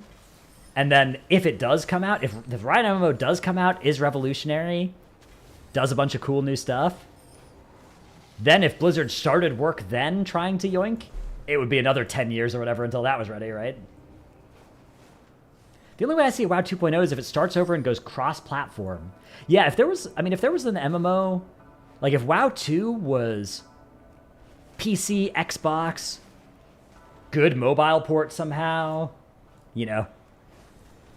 PlayStation, it was like everything, that could be kind of strong. Maybe not the mobile side, but I mean, if you could make it without sacrificing, maybe that's the kind of thing that would be possible in 2035 or whatever. I feel like Riot MMO is going to feel like WildStar 2.0.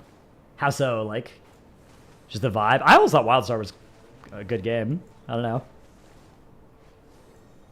That would definitely be an MMO I wouldn't mind having survived. Yeah, skill shots. It wasn't so much skill shot, it was like dodge, right? Like, players didn't have an awful lot of skill shots, right? It was like every mob had skill shots that it did at you. Yeah, they did a bunch of like vanilla WoW inspired systems. You had to get attuned for everything, right?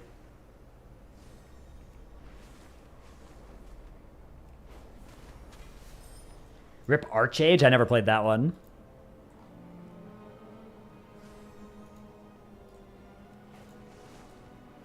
Rip Lineage? I also never played that one. I played City of Heroes, Guild Wars 2, Ion, Runes of Mana or something. That was like a free-to-play one. A little bit of EverQuest, a little bit of DDO, Star Wars: The Old Republic, yeah. Rift. Warhammer Online. Played a lot of that. Not a lot, but like relative to the other ones. Nothing a lot compared to WoW or anything. Yeah, I played maybe 5 hours of EverQuest tops or something. I played enough of it to, like get to the capital city or whatever. But I never did any serious amount of gaming in that. Just had it installed. Played it for a day or two.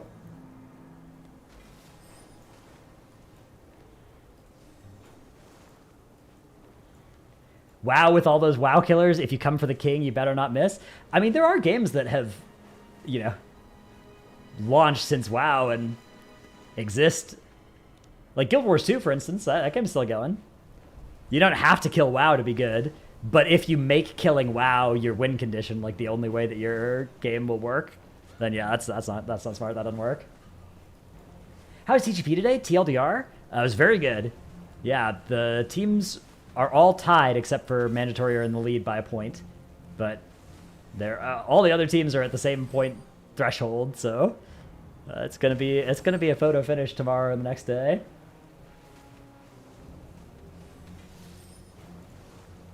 Yeah. Guild Wars 2 was your intro to MMOs, so you played that for a year and went to MOP. Yeah, I've played Guild Wars 2. I played through the, like, base game campaign. I haven't played any of the expansion campaigns. I kind of want to.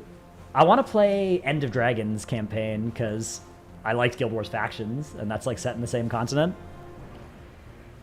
I don't know if I'll ever actually do that, but I want to.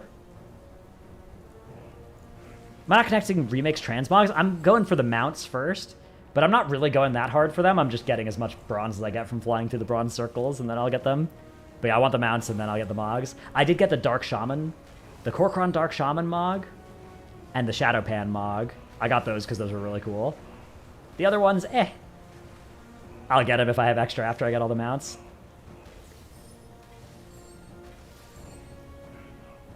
How would I kill WoW?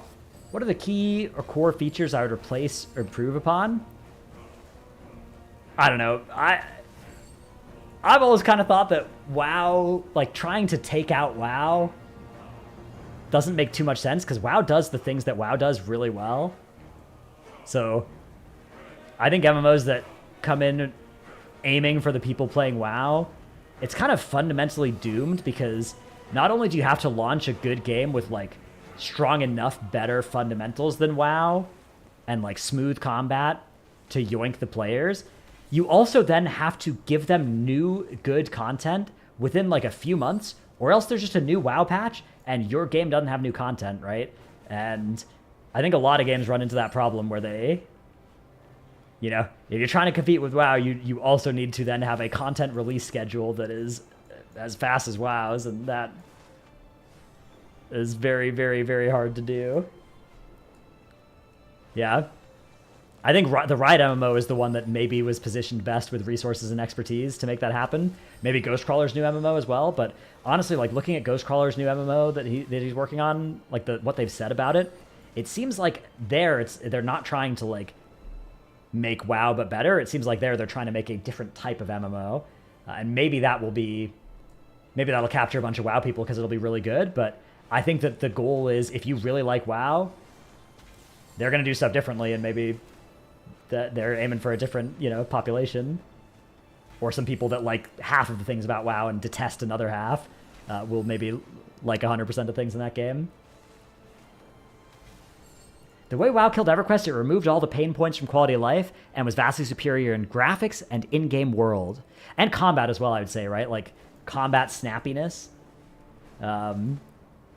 Smoothness, right? The reactiveness of you press a button on your keyboard in WoW and you feel your character doing it in a way where in other MMOs, it kind of feels like you're moving through molasses, right?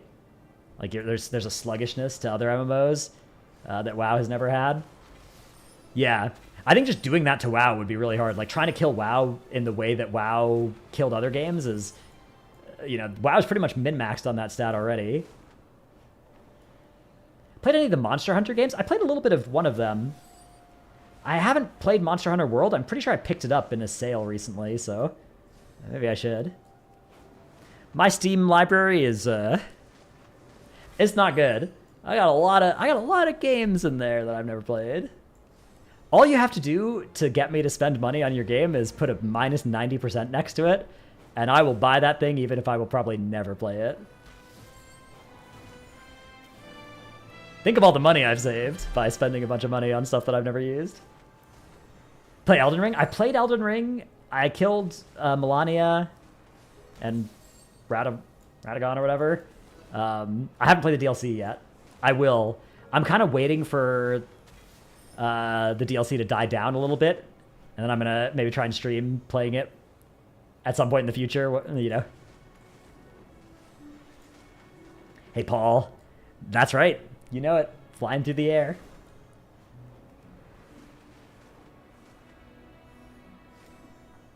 People keep asking for WoW to have improved graphics, but the graphics get updated basically every expansion. Yeah, I mean, WoW looks very different than it did in vanilla. But I think there are people that are just, with WoW you can kind of tell it is a bit of a stylized game. It definitely, you're aware that you're playing a, like cartoon, right? Rather than it's not doing what, Crisis and the games that followed it did in terms of trying to make the world photorealistic, right? And I think there are people that want that. I don't think that would necessarily be wise for WoW to move in that direction or anything, but I think that's what people mean when they say improved graphics. They don't want to see like constant iteration on making the WoW style look better and better. They want a different style. Damn it. That's embarrassing. You don't want to be CPU throttled? Yeah. Yeah, again, I think that's really tough to solve with the way that all the add-ons, all the add-ons and weak ores and stuff always are going to run on CPU as well. But I guess there have been, it didn't used to be as CPU intensive as it is now, right? Like back in the classic days or whatever.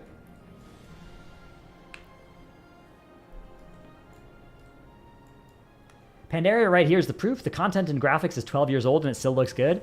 Yeah, I mean, it definitely does. Although my settings, I don't think I played on these settings back in MOP. I don't think I had this view distance.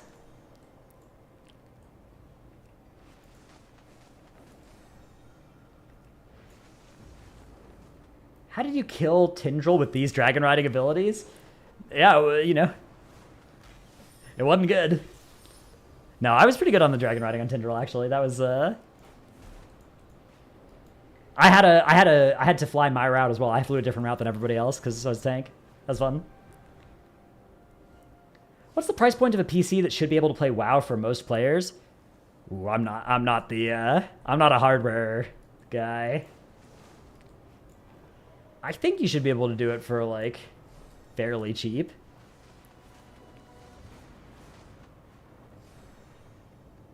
But I'm not a hardware scientist. People in Twitch chat are saying $400, $500.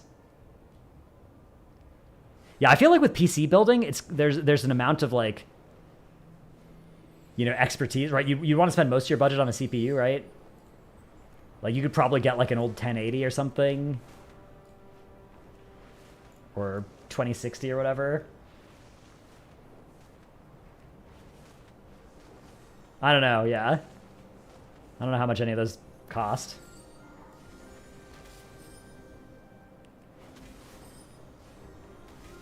My $600 PC from 2020 can run the game at max graphics easily. That's good. It's not really economically feasible to buy an old card when you can get a budget 4060. Yeah, see again, things I do not know. Things I do not know at all. My knowledge of building a PC is like once every 5 years, I'm like, okay, I need a new computer. Let me look at this. And then it's like, let me justify getting some expensive parts because it's my job. Maybe I need this for streaming. Surely you need a bunch of extra RAM if you're rendering videos. Yeah, tax write-off, exactly.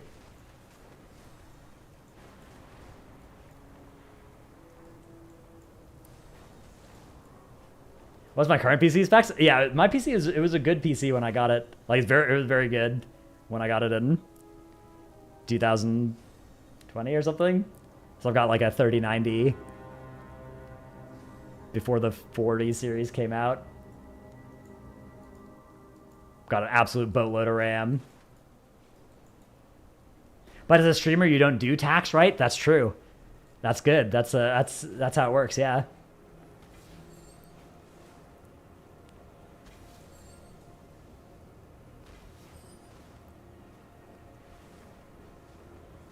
Yeah, I mean 3090 is still good. I haven't had any problems running WoW or any other games on this machine.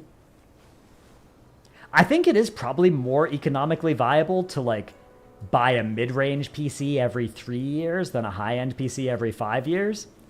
But that's I've kind of done it the other way around because I'm lazy and I don't like I don't like changing my setup often. Yeah, if you like, I just identify the bottleneck and upgrade that as well. I've done that before. Like I upgraded a graphics card. Hey, Bay's Face, thanks for the 1 bit. Get a cheesy gordita crunch on you. I think you're a few cents short. But I appreciate it. I'll put that towards a cheesy gordita crunch.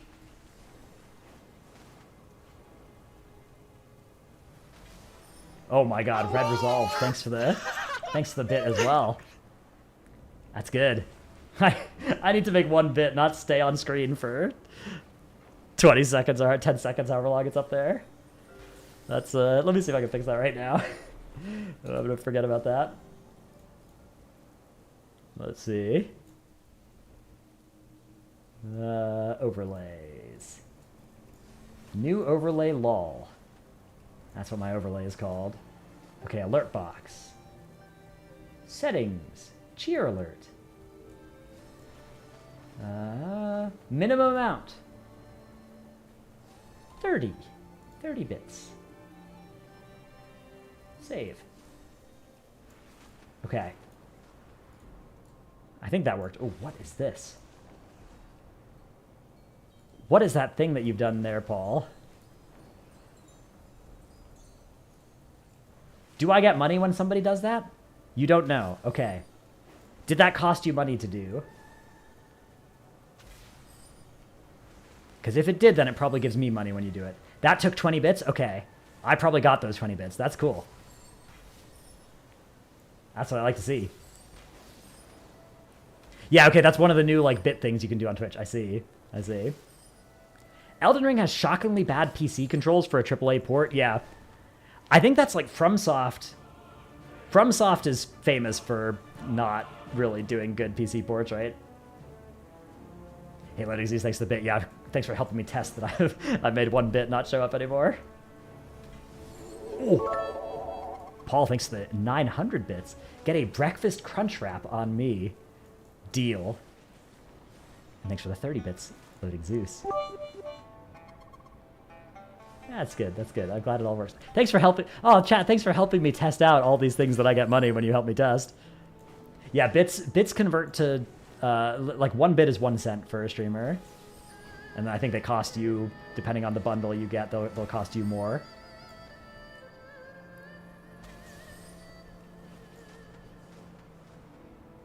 That's stupid. You're stupid. Let's move on. What a bad take. You get used to it instantly. You mean the Elden Ring controls? Hello! Yeah. I don't know. I mean, I play with a controller whenever I'm playing on PC. Mouse and keyboard felt really clunky for me whenever I tried to play Elden Ring with it. Have I streamed Elden Ring? No, I played it, but I haven't streamed it. I might stream the DLC. I'm not sure. I haven't played it yet. I'm not sure if I want to start a new character as well. I kind of want to. The problem is the character, like I want to play a fun, cool looking build if I stream it, but I mostly just want to play like a, you know, like daggers or something. Just something fast and rolling around and stuff. Did I not beat it? I beat the base game. I haven't played the DLC yet. I beat it with like great sword shield or two-handed great sword. What mouse and keyboard do I use? I use Corsair. I use a Corsair Scimitar and a Corsair Strafe. They both worked pretty well for me. I used to use Razer mice, but they would break for me too often. That was like they had like a 1-year lifespan. I haven't had the Scimitar for that long, so it might also do that at some point. But as of right now, yeah, it's an MMO mouse. Why did I break them? Just like the side buttons would, you know, they'd be good for 20,000 clicks, and I'd go through that in a year or something.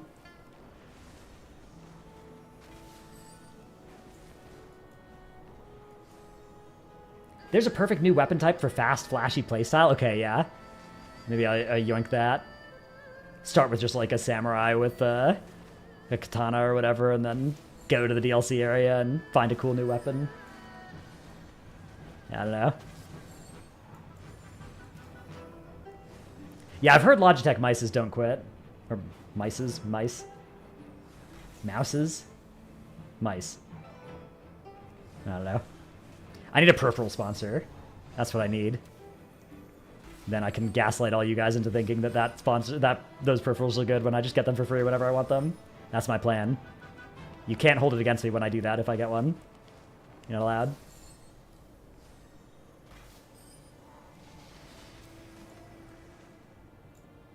Can I tell you which weak aura pack I'm using for Shaman? This is, it's Luxthos's in the middle. Yeah, it is, I know people don't like how big it is, like how kind of much space it takes up, but I think it's pretty good. It's pretty customizable as well in the custom options. Also, Luxthos is cool, and I trust to keep it updated nicely, which is something that a lot of the other packs is a lot more hit and miss. Yeah, the Afinar ones I liked the aesthetic of. I liked that they were a little bit more compact, but those I don't think are being updated anymore. And even when they were being updated consistently, there would always be like some weird thing that I didn't like about them that I'd have to fix for each of them. But I did use mostly those for the longest time. But I feel like the Luxthos ones are reliably up to date, which is really, for somebody who plays like all the specs, it's just nice to not have to, you know, tweak your weak auras for every spec as much. Yeah, I might tweak the scale of this package down. There's no way. My depth perception. Oh, this is not good. Okay, we did it. I don't get how there are some of those bronze orbs that are moving, and those aren't worth like 10 times as much as the others. Like, what are we doing here? That should be a bonus one. That's like the golden snitch. That should be extra.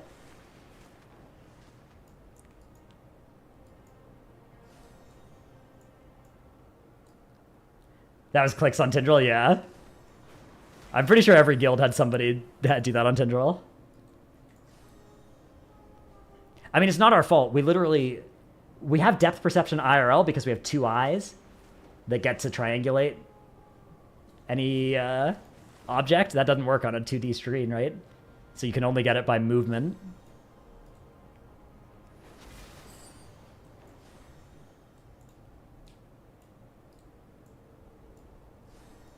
Across a very big sample of GPU vendors' verified issues, we found that none of them come out as outliers when it comes to failures. It wasn't us that looked into it, but I heard similar reports about peripherals. Just go with the company that has better support. They all break or not equally. Yeah, that sounds about right. I would endorse that, except once I get a peripheral sponsor, that company is the best one, whichever it ends up being. So keep that in mind.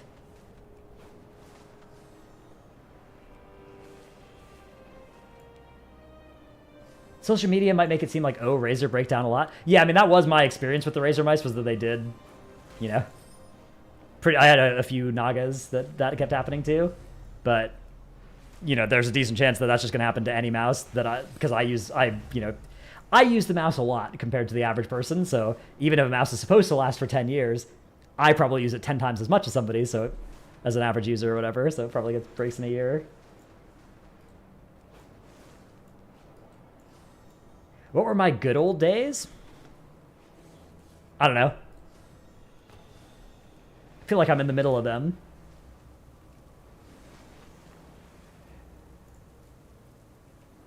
Yeah, it's a good time.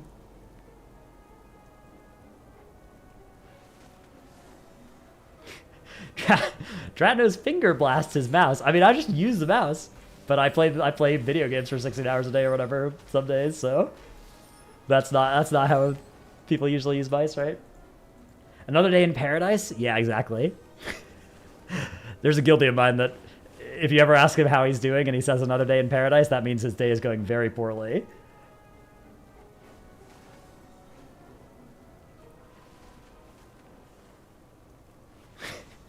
First season pushing keys on a blood DK, you broke your mouse. Just mashing Death Strike. Yeah, for me, it's always my 2 button. The 2 button on the side of my mouse breaks first. Yeah, Death Strike button gave out, exactly. That's gonna be the one that breaks.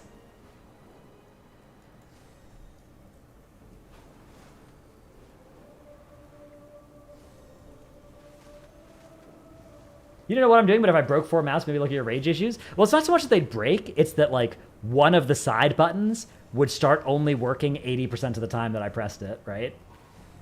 And it's like, you know, I'd, like, open up a notepad doc, and I'd press 2, and a 2 would show up. And I'd press 2, and a 2 would show up. And then I'd press 2, and nothing would show up. I'd be like, I knew it. I knew it.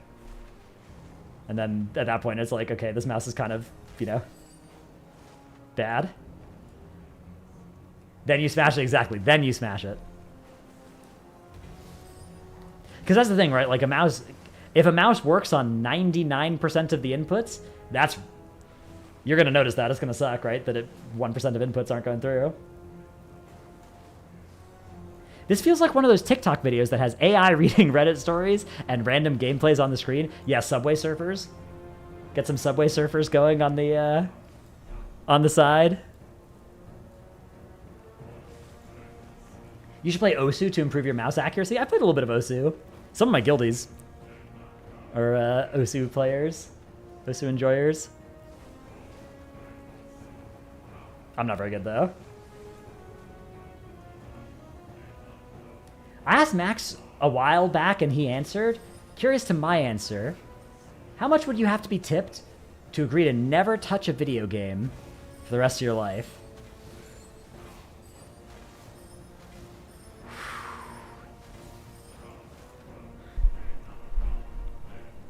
Huh. That's a hard question. You had the same reaction? Yeah, I mean... enough to never work again and retire? I don't think that I would have more fun. Like, what would I do with my days? Right? Gotta be at least $1 million. I would not take that deal for $1 million. No shot. I don't know. It would have to be like so much money. Like, I think that however much money it is, my life would be worse than if I didn't take the deal. But if you make it enough money, I would probably be like, okay, I should take this money and then donate half of it or whatever to a really deserving charity or whatever, and like, that's got to be worth or something. But I don't think there's any amount where my life would be better. Maybe, okay, if I had like $1 billion, would I have stuff that was more fun to do than playing video games? I don't know. I don't know if I'd have more fun. I don't know if I'd have a better life. Like, I feel like I would be on the private jet, you know, going to, you know, VIP tickets at the Taylor Swift Eras Tour in the box with Travis Kelce or whatever, and I'd be there like, man, this is cool, but I wish I could play some WoW right now.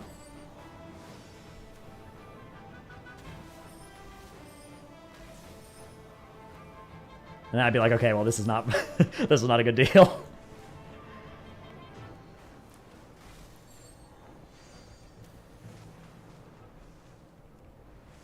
You'd play WoW from that luxury suite? Well, yeah, but the whole premise is that I'm like not able to.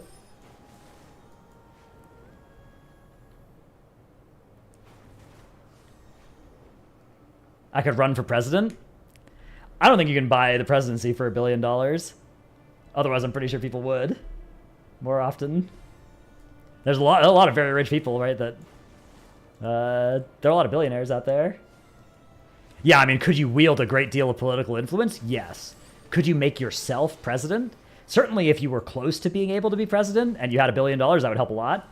But you can't just be like, I'd like one presidency, please. Probably the easiest way to do it would be, hey, I'd like to buy the existing president. But even that, $1 billion, I don't know.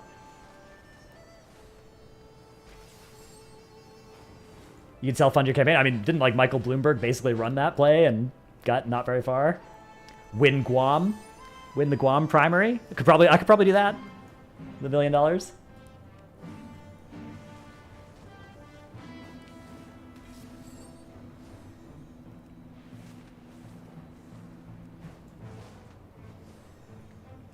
think I figured it out. You need enough money, you could hire a team of lawyers to argue in court that the requirements of the deal were cruel and unusual. Yeah, I mean, if it was not like I assume we're talking about some kind of genie type deal where, like, I'm physically unable to touch a video game again, right? Like, that... If it was just a case of, like, I have to tell somebody I'll never play a video game again, yeah, I would take a pretty small amount of money and then I would have been lying. And, you know, how much would you have to pay me to lie? Certainly not that much, right? Like, but if it was like if it was like actually, you know, I'm now physically, any video game I touch, any computer I touch that I'm trying to play a game on explodes or whatever, like, you know, that's tough. Yeah, if I could pay it back and have the deal get reversed, then it would be a lower amount as well.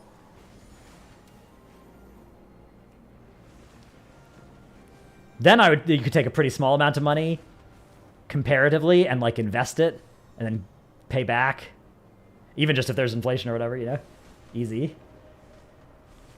I guess not if there's inflation, but if you get return on investment done, as long as you have to pay back the same nominal amount, not the same real amount, then, you know, you should invest it for a bit, a couple years.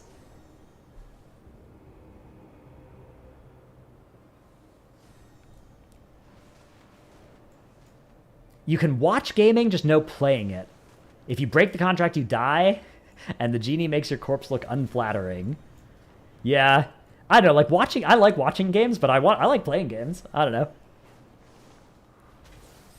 I'm pretty sure there's not a reasonable amount of money that I would take to give up the ability to play video games.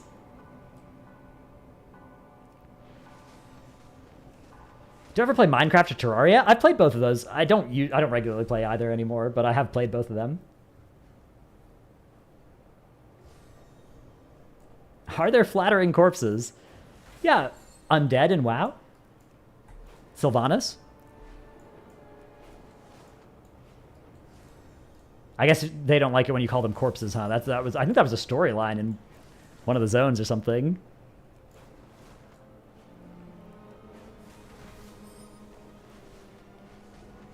I lived in a college town for a couple of years with no PC and never even thought about PC gaming.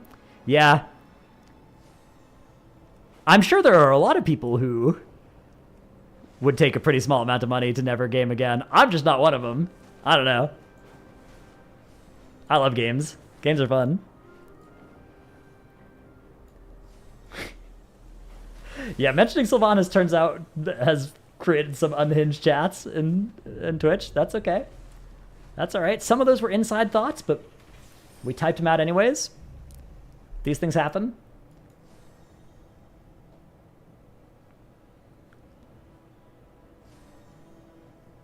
Elon Musk still games with all the other options he has? Yeah.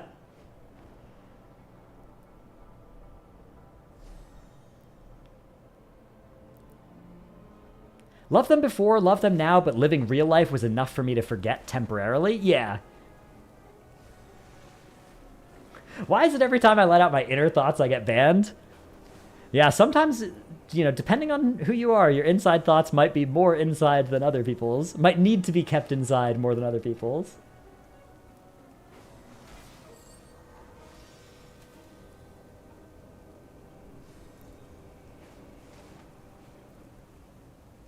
All right, chat. We've made it a good 2 hours, but I think that's all the stream I got in me for today. I gotta not get too tired because I gotta cast again tomorrow and Sunday. How was the YouTube quality today? I saw somebody at the start say the quality was pretty bad, but was it generally better than yesterday? Leaving you? I know. I'm sorry. See you, Gam. Thanks for hanging out.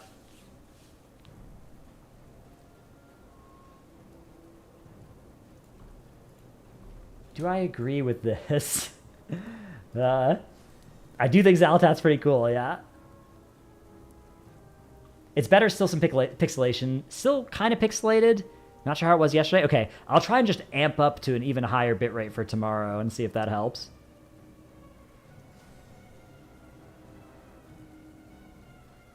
Think NA has a shot this weekend? Oh, yeah. But they obviously have to do better than they did today a little bit. But, I mean, they're not far behind, the two NA teams. Didn't I say no stream tomorrow? Yeah, no stream tomorrow. I'll stream Sunday, probably. But I'm gone tomorrow after TGP for a bit.